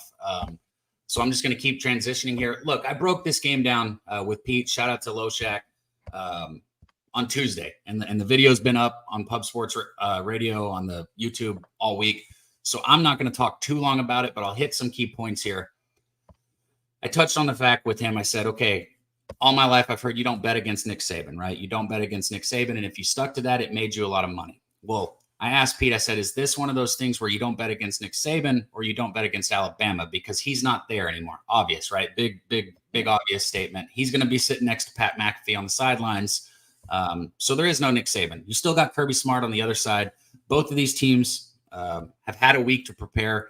And I'm with Kongs. I think Georgia did hold back against Kentucky. And I think there is a lot of recency bias for Alabama. This was kind of my main point that I drove home on Tuesday talking about recency bias. I think a lot of people saw what Georgia did against Kentucky. And a lot of people are saying, look, if they struggle with Kentucky, how are they going to beat Alabama? College football is about quantifying competition. It is not about transitional wins and losses or transitional performance, okay? Georgia's play against Kentucky does not mean how they're going to play against Alabama, right? That's one of the things I talk about all the time. They're going to have a different offensive scheme. You're going to see receivers and playmakers that we probably haven't seen yet to this point for Georgia that are going to show up, right? This is Georgia, Alabama. This is what college football is. And for the people that are saying Alabama's at home, Alabama's got a better team, you know, I hear you. I disagree. I do not think Alabama has a better football team, but they are at home. I think there's a reason why Georgia, even with all the money and all the people flooding on Alabama, I think there's a reason why this line still hasn't completely flipped. And I got the dogs here. I took the dogs. I will be live for this game tonight, so you guys can either laugh at me or cheer with me. But this is where I'm at. Moose, you got anything for me real quick? And if not, we got somebody that just popped backstage.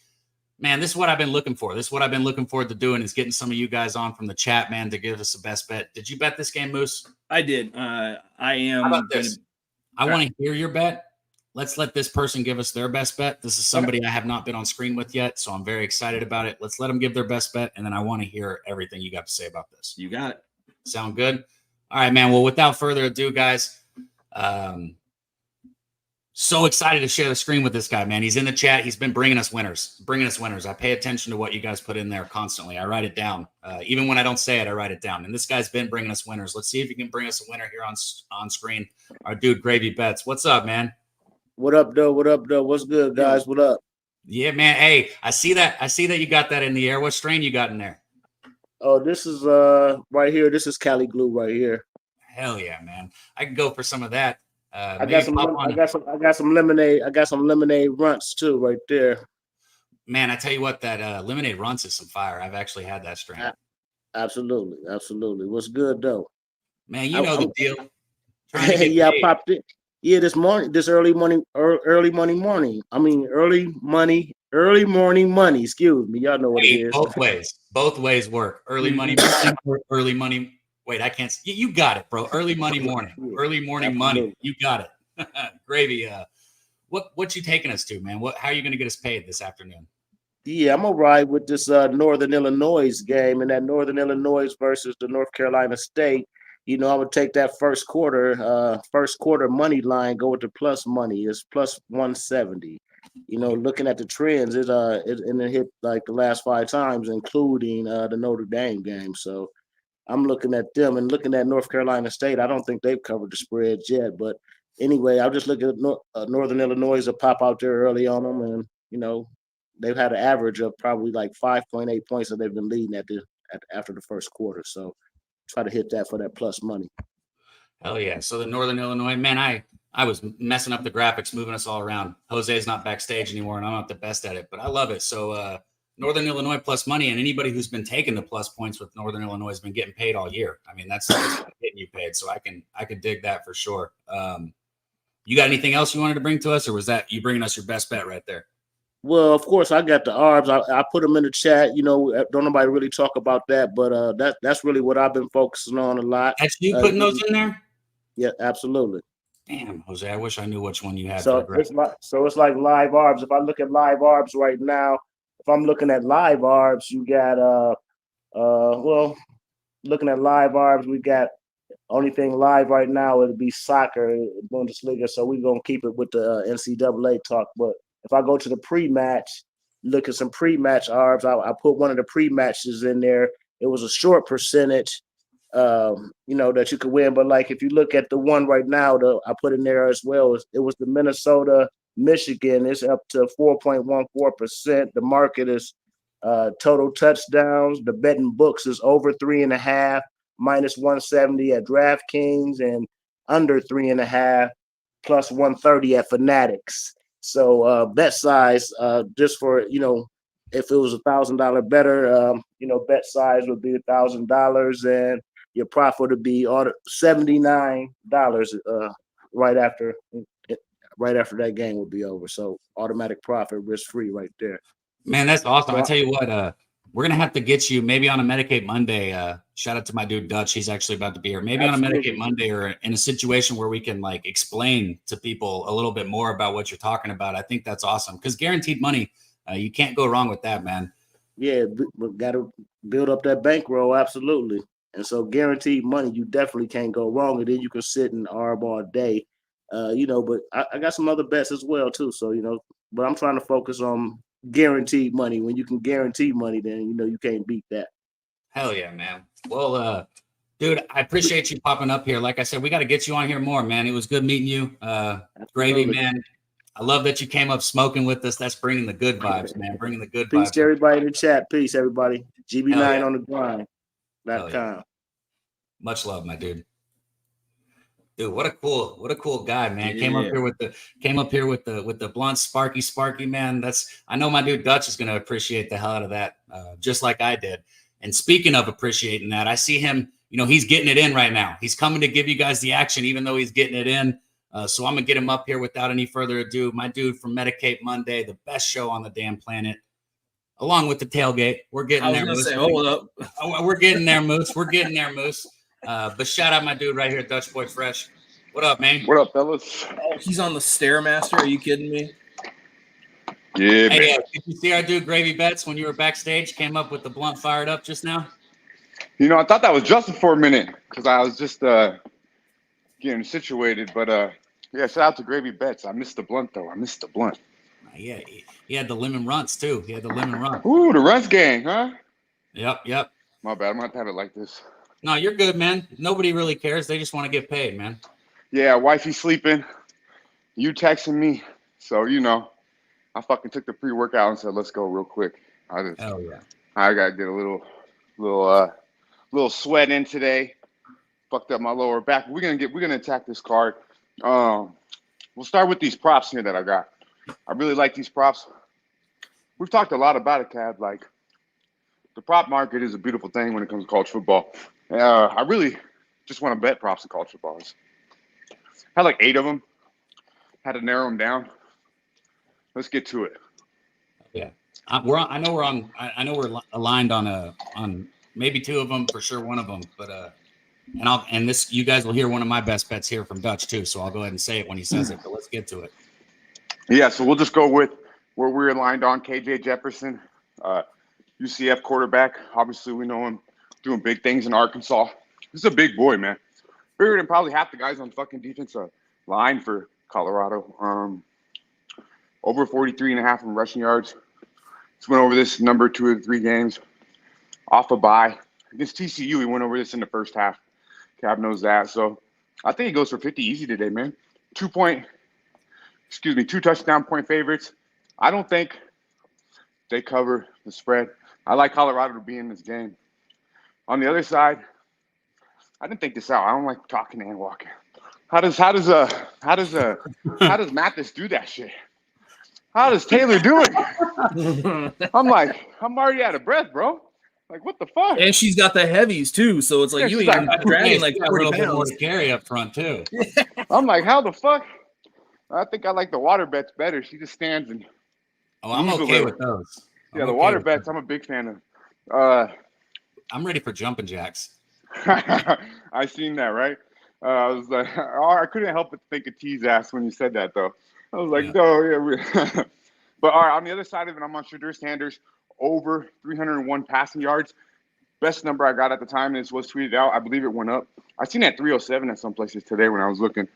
Went over this number in 3 out of the 4 games. I think outside of Miami, probably the best receiving core in the country. Give him some time, he'll eat them up. They're obviously going to have to throw the ball. I think UCF scores. I think Colorado scores. He threw for 445 fucking yards week 1. 3 out of 4 games, easy 300. He goes to 350 today. In a game where they might be closer than you think, because this UCF game, it's like a home game for Dion. They're going to have a lot of Buffalo fans in the crowd. A lot going on with the recruiting war here. I expect this game to be one of the more entertaining games of the day. I'm going to cast both props. Shadur Sanders, passing yards. KJ Jefferson, rushing yards. I love it. Hey, Dutch, did you know what the Travis Hunter receiving yards prop was at by chance? I did not. I seen his touchdowns only minus 120. Didn't seem that bad. His receiving yards prop was under 100 yards, and he has cleared 100 yards in all 4 of his games this year. I like that, but the reason why I stayed away from that is because I believe they have 4 legit guys. Obviously, Hunter is the number 1, but I mean, this guy Shepard is a future NFL receiver too. They got 4 guys. That can And Horn.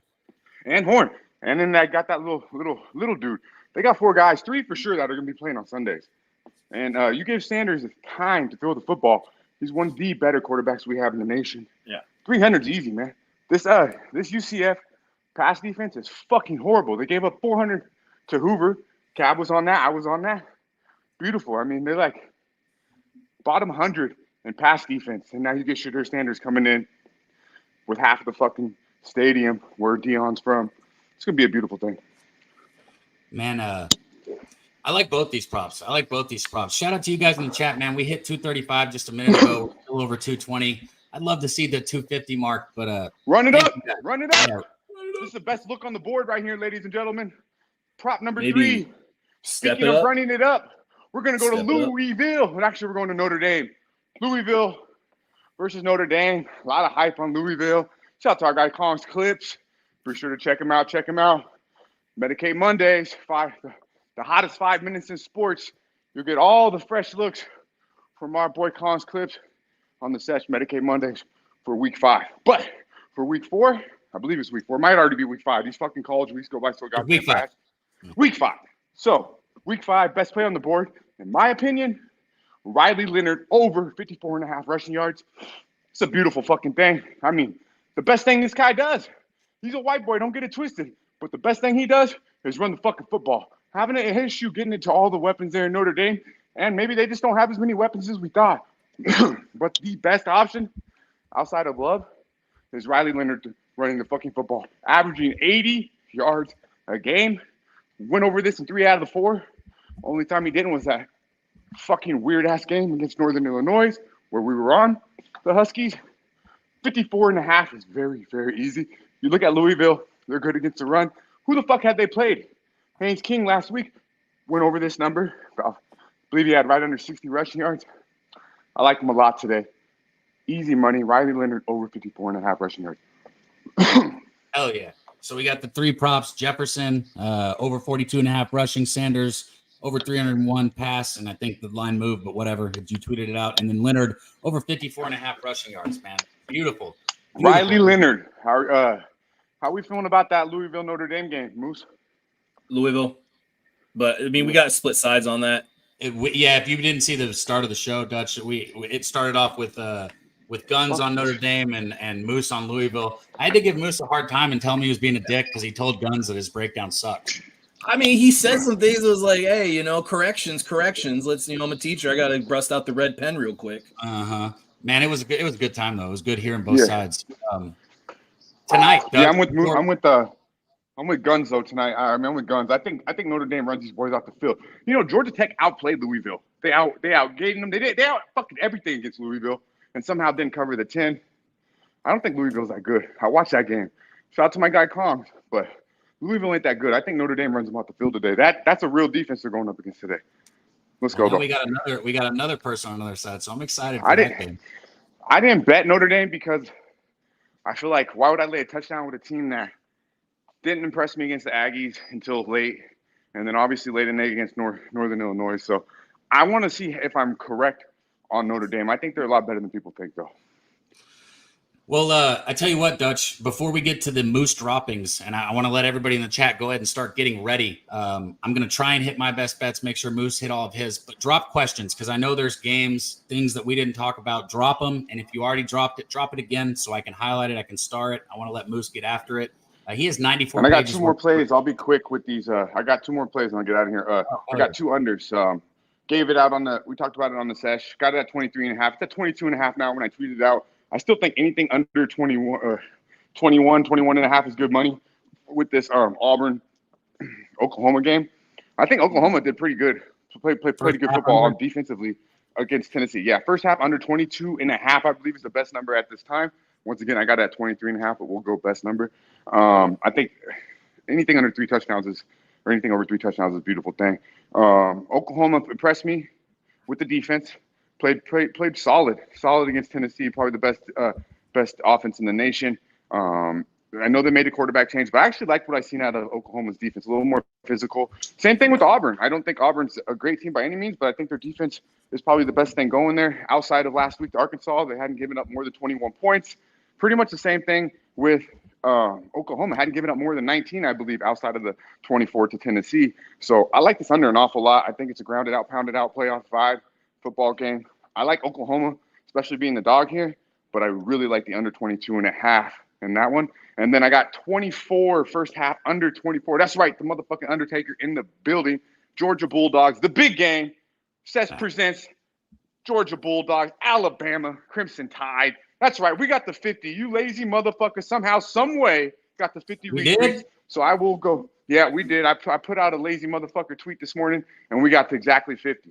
But if you have not went and hit the retweet button at Dutch Boy Fresh or at Daby Cab on the live stream for today's Georgia Bulldogs Alabama game, please go do that at this time. We barely got the 50, and realistically, 2 of those retweets were from me, so we're only at 48. But we'll let it slide. Under 24.5 in this game. This to me is a beautiful thing. I see Georgia playing physical defense. We've seen them play lights the fuck out against Clemson off a bye where they played horribly against Kentucky. Kirby Smart will have these motherfuckers locked in. They have been getting their ass chewed for 2 straight fucking weeks. I don't believe Alabama will move the ball in the first half really at all. I know Milrose had a great start to the year and he's looking really good and they got some stud wide receivers.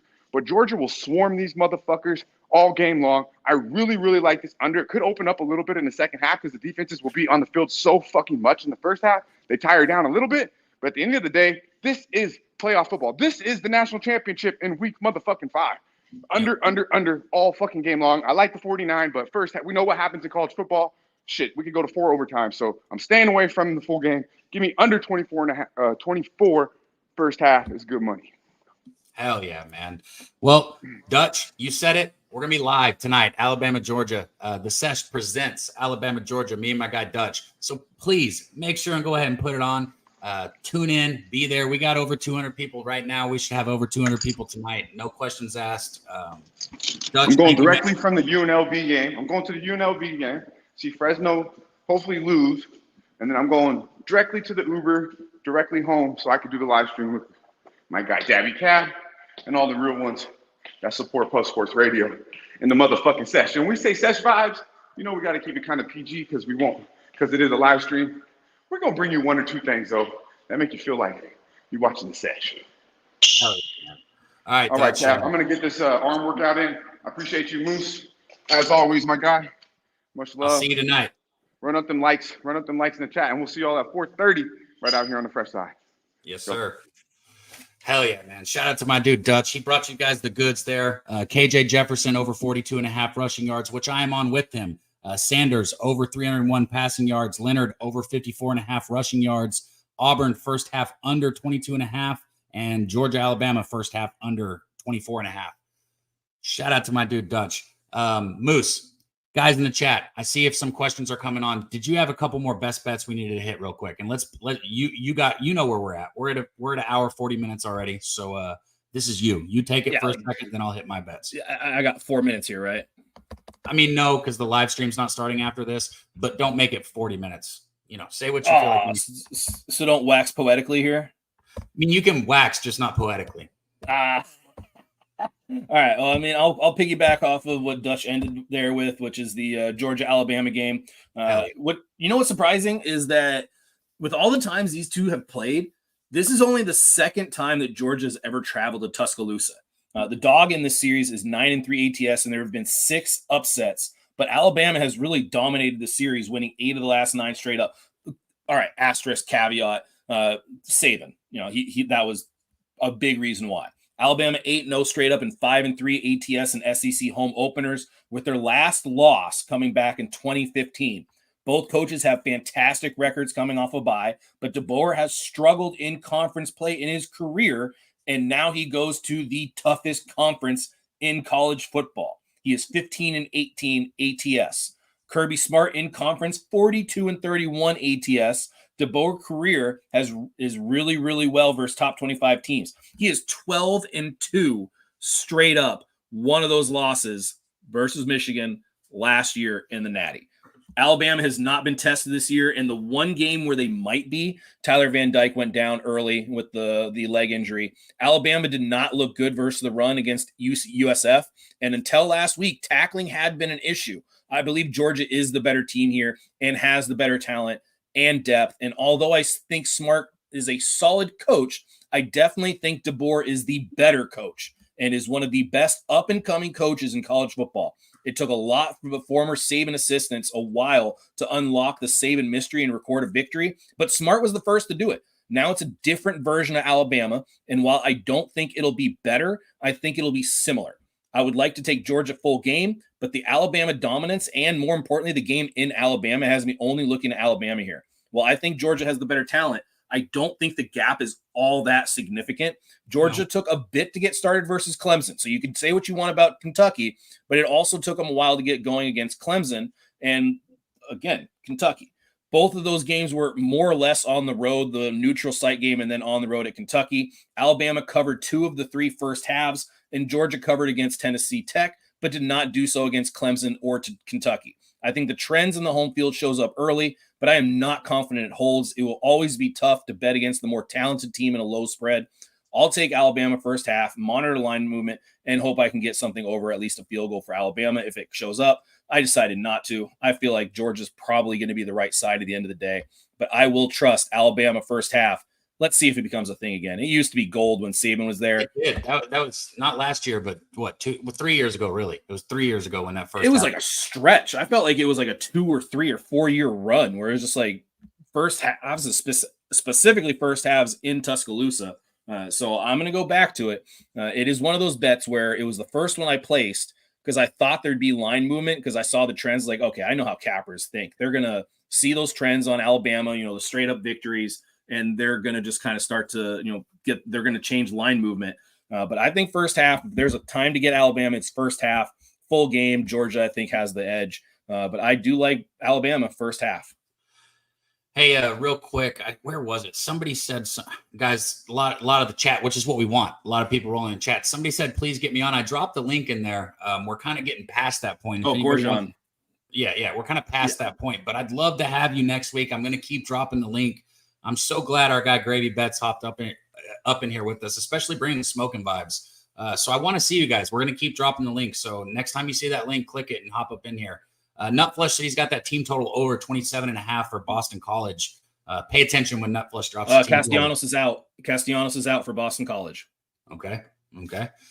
So last thing I'm going to say, and if I'm wrong on this game tonight, you won't hear the word recency bias come out of my mouth again. But Steve G said I can't get that Kentucky game out of my head for Georgia, and that's where I'm at. I think people saw what Milroe did against Georgia in the championship, conference championship last year. I think everybody saw what Kentucky did against Georgia last week, and I think there is recency bias coming from Nick Saban era and Alabama, how they've beaten Georgia in the past and how Georgia looked last week. I think a lot of people are going to be mistaken, and I think Georgia wins this football game. But we'll see. This is why we do this. This is why we do it. Yeah. And how many of us, like, I will absolutely 100% be completely transparent. I wanted to bet in this game. So it was kind of like, what's my best bet here? And this was my best bet. Would I bet this if you said, gun to my head, $1 million, is this the bet you're placing on for this week? Fuck no. Absolutely not. Hell no. Like, bro, if Georgia was at home and this was the line, I'd be scared as shit. But since they're on the road with all that recency bias and they're on the road and they're still a little bit of a favorite or to pick them, whatever, I don't know, man. I just think Alabama's too easy and Georgia might be the right bet, which is why that's why I made it. That's why I made it. So I'm on Alabama, or I'm on Georgia full game. I took Georgia full game earlier in the week. Now, what I don't like is my Oklahoma bet, and I'm not going to put a graphic up there unless you want it, Moose. I bet Oklahoma over Auburn. I got Oklahoma, I think, at -1.5. Maybe it was -2, -1.5. They're a dog now. Auburn's a favorite now. That line is completely flipped. You never want to see that in college football. So I don't really want to go over that, but I'll say it again. I am on Oklahoma full game. So this one, did you have anything here, Moose? Man, I almost got there in Oklahoma. I missed the under. That's the bet I have the most faith in, is the under, but it went down and I missed it. It went under 45, and that was kind of my key number. And man, you got a freshman quarterback making his first true start, and he's going to be at Jordan Hare. I mean, we just saw what Auburn did to Arkansas, and Auburn shot themselves in the foot repeatedly and kept giving the ball back to Arkansas and had to repeatedly stop them. The wide receiver issue is fairly significant. Nick Anderson supposed to be back again. If you want to replay what I said last week, I said the exact same thing, and he went out first quarter. So there's issues at wide receiver, but this is now a much more efficiently mobile quarterback. Not saying Jackson Arnold wasn't, but you're going to have a much more efficient running game more than likely. But the run blocking for Oklahoma has been horrific. Well, that's the thing right there. You just said it. The issue for Oklahoma is the line, right? And with the freshman quarterback, he actually can open up Hawkins. Yeah, Hawkins has the ability to open up the field. That's all I was getting at. Yeah, and I would agree with that. I just think it's going to take time. I would lean Oklahoma first half. It seems like that's where I'm not going to do it. I'm not going to say Lincoln Riley. I am not going to do it this time. That's where Venables has been able to find some hay, is in the first halves of games. I mean, hell, against Tennessee, they didn't look great, though. They did not look great, and it took them until the fourth quarter, and they had to make the quarterback change to make it happen. But under would be my best look there, and I think the Auburn defense is. I think they're a little better than some people are going to give them credit for. Hope not. I think somebody asked, where was that question, man? One more time. I'm sorry, guys. The chat's filling, and it's just me doing the graphics and doing the chat at the same time. Questions, if you can. One more time, drop your questions for Moose. We're going to hit about 4 or 5 of them right off the top. I'm going to just cover my bets. I'm not going to put a graphic up. I'm just going to say my bets. And then, Moose, if you have anything you want to take us to talk about that we haven't, let's do that. My bets, Oklahoma State first half, +3.5, okay? I like it first half there. Again, no breakdown with it. I'm just with Oklahoma State first half. I took Oklahoma. Like I said, I got -1.5, so I had it before the line flipped. I took Georgia. I got Georgia -1.5 also. So those are my 3 sides right there for the day. And then as far as props go, I got KJ Jefferson over 42.5 rushing yards. Dutch said it. He's bigger than the line is for Colorado. I don't know how they're going to tackle him, right? And then I got Josh Hoover over 300.5 passing yards for TCU. And that's that. Those are my 5 bets. I will probably add, if you tune in later tonight, you'll see. Moose, before I go down everybody else's bets, can you hit yours? And is there anything else I needed to bring up graphic-wise? No, I mean, let's just kind of get it going. I would much rather have the Moose droppings. And Jose, can we please let people see my stink face? Like, I mean, it's been there. Let's make it happen. Embarrass myself a little bit more. But anyways, Oklahoma State plus 4.5, a little sprinkle. Oklahoma State and Kansas State under 56. Kansas money line. I did take Fresno State in a capper overreaction. I don't really want to make that an official bet, but I do love the over Fresno State UNLV over 48.5. First half over 23.5. Arkansas at Texas A&M. Didn't talk about that one. I am on the over 52. Those two teams have been running quite a bit of tempo. Elko, he's come in there and he's saying Texas A&M is going to go at a faster pace, and Arkansas, you need a race car to keep up with what they're doing. And I'm also on the Arkansas team total over 23.5. They've covered that in most of their meetings that they've had. Louisville plus 7, a little sprinkle on the money line. First half Alabama, and first half Utah minus 5.5. Nicholas Singleton rushing yards over 78.5. Xavier Henderson receiving yards over 67.5. Omarion Hampton against Duke over 113.5. Duke has been horrific in yards per carry and average yards per rush. They've been awful. And Hampton's one of the best running backs that does not get talked about. They kind of gassed up Malagai last night for Rutgers, but he's also very good. And Travis Hunter receiving yards over 95.5. Hell yeah, man. I've had a couple people ask about this one, Moose. Can you touch on this game?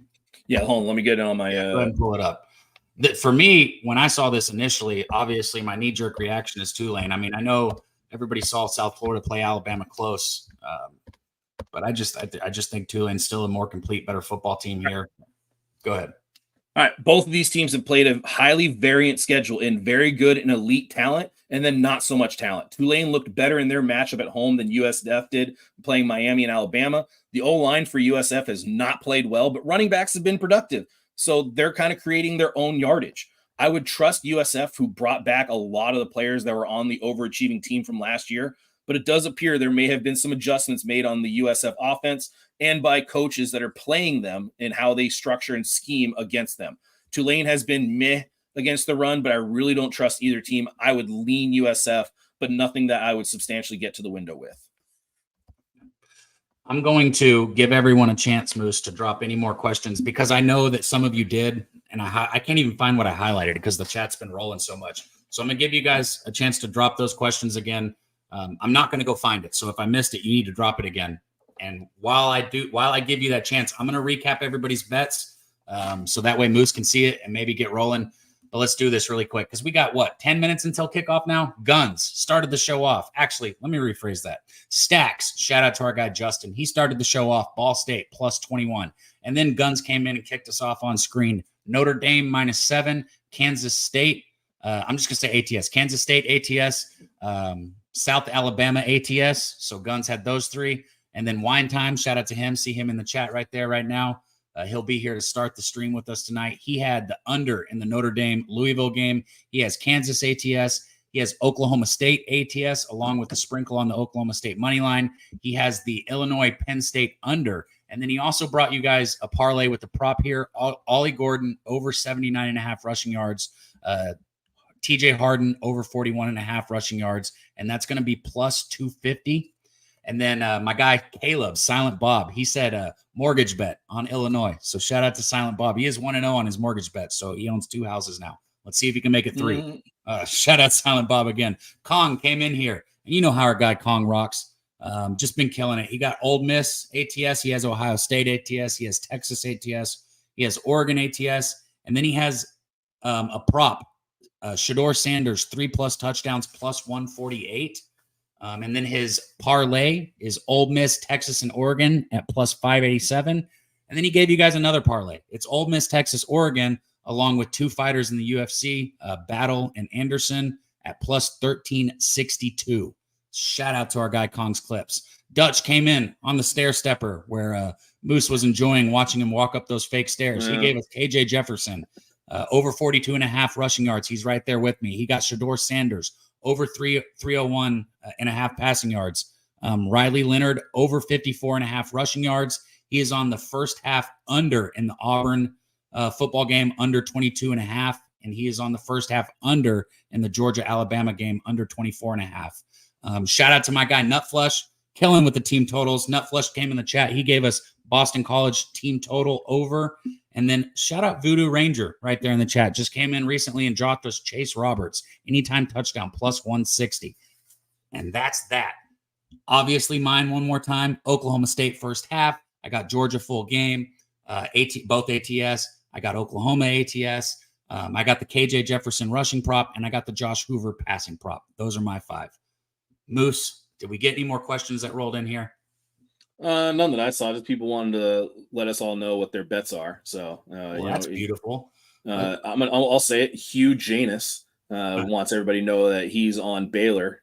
So okay, Hugh Janus, I got you right here. Let me go ahead and put it down too. Just gonna put huge anus. There you go. Okay, Baylor -3. Shout out to you, huge anus. Why was that so hard to say? I don't know if I stutter, but I guess I do now. Shout out to you, my dude. Thanks for coming in and dropping that. Shout out to Razor, Oldie, Smoke and Mirrors, Nunya, my dude. We miss you, Nunya. Let me know when you're ready because you're always welcome up here with us. Cliff Yang, Moose, I love doing this with you, man. I really do. And I say it all the time, man. You're the first person I go to. I love all the people we do this with, but when I hear college football, I think, hey, I got to do this with Moose, man. So thank you for being here every Saturday. I know you said you might not be here next Saturday because of the Padres, but if you can, you don't got to cap everything. We'd still love for you to be here. Find a way to make it, but if not, it's all good. I'll be rooting for the Padres. And one thing real quick, let me just give one shout out real quick. If you have not following Stats of War, that's Parker Fleming. I just found his website, collegefootballinsiders.com, where they have a crazy breakdown on each game. I'd highly suggest that if you have not done so already, you go check it out. And I'm still slowly learning how to read and analyze everything. So, but if you have questions, he seems like he's a great guy. Have not met him, have not talked to him much, but he does a great job with that stuff. And also if you are looking for tickets, there is an app where you do not have to pay your fees. It is, I'll have to enunciate here, Tick Pick. It is Tick Pick. You can actually get seats where the price you see is the price you pay. Paid by them or anything? I'm just saying it because I feel like one of the biggest issues in going to sporting events is the fucking fees. And fuck the fees. How about they come sponsor Pub Sports Radio? And then we'll give out that Pub Sports Radio promo code, just like what you can use at Bet Online, guys. I may or may not have been given a credit by them. I may or may not have been given a credit by them. Oh, okay. I see what you're saying. Hey, Bet Online, if you guys, want to get matched up to $1,000, all you got to do is use promo code Pub Sports Radio. It doesn't have to be crypto. With a lot of the $1,000 matches, you have to use crypto. Not with us. Go to Bet Online, promo code Pub Sports Radio. You put in 1,000, they give you 1,000. It's that simple. Thank you to all the members, man. Thank you to the people that donated today. It means the world. If we've been making you money, consider hitting that join button. It's cheap. It's less than going out and buying fucking fast food nowadays. And it shows that you support the channel and you want to keep us here. So thank you. Moose, you got any last words for the chat before we get out of here, man? Appreciate everybody. If you have some time, if you can take some time, find somebody that you have not told how much you appreciate them being in your life. Just like Cab, I appreciate the fuck out of you. I appreciate how every single show you always appreciate me. So let me appreciate you, my boy. It is an absolute pleasure to be out here with you every Saturday. I personally hope I'm not here and not able to cap a lot of games next week, because that would mean the Padres are winning. But hey, it would be a great consolation prize if I am needing to be here on Saturday and capping with you. Hey, there you go. I'll take that, man. Hey, like our guy Swig dropped in the chat, UFC, it's early today. It's live right now. So I'm going to shut up. I'm going to get out of here. And you guys need to just go right on over to the UFC stream. It is right here on Pub Sports Radio. And we'll be back tonight, Alabama, Georgia. Biggest college football game of the year. I can't wait to do it with you guys. Let's get paid today.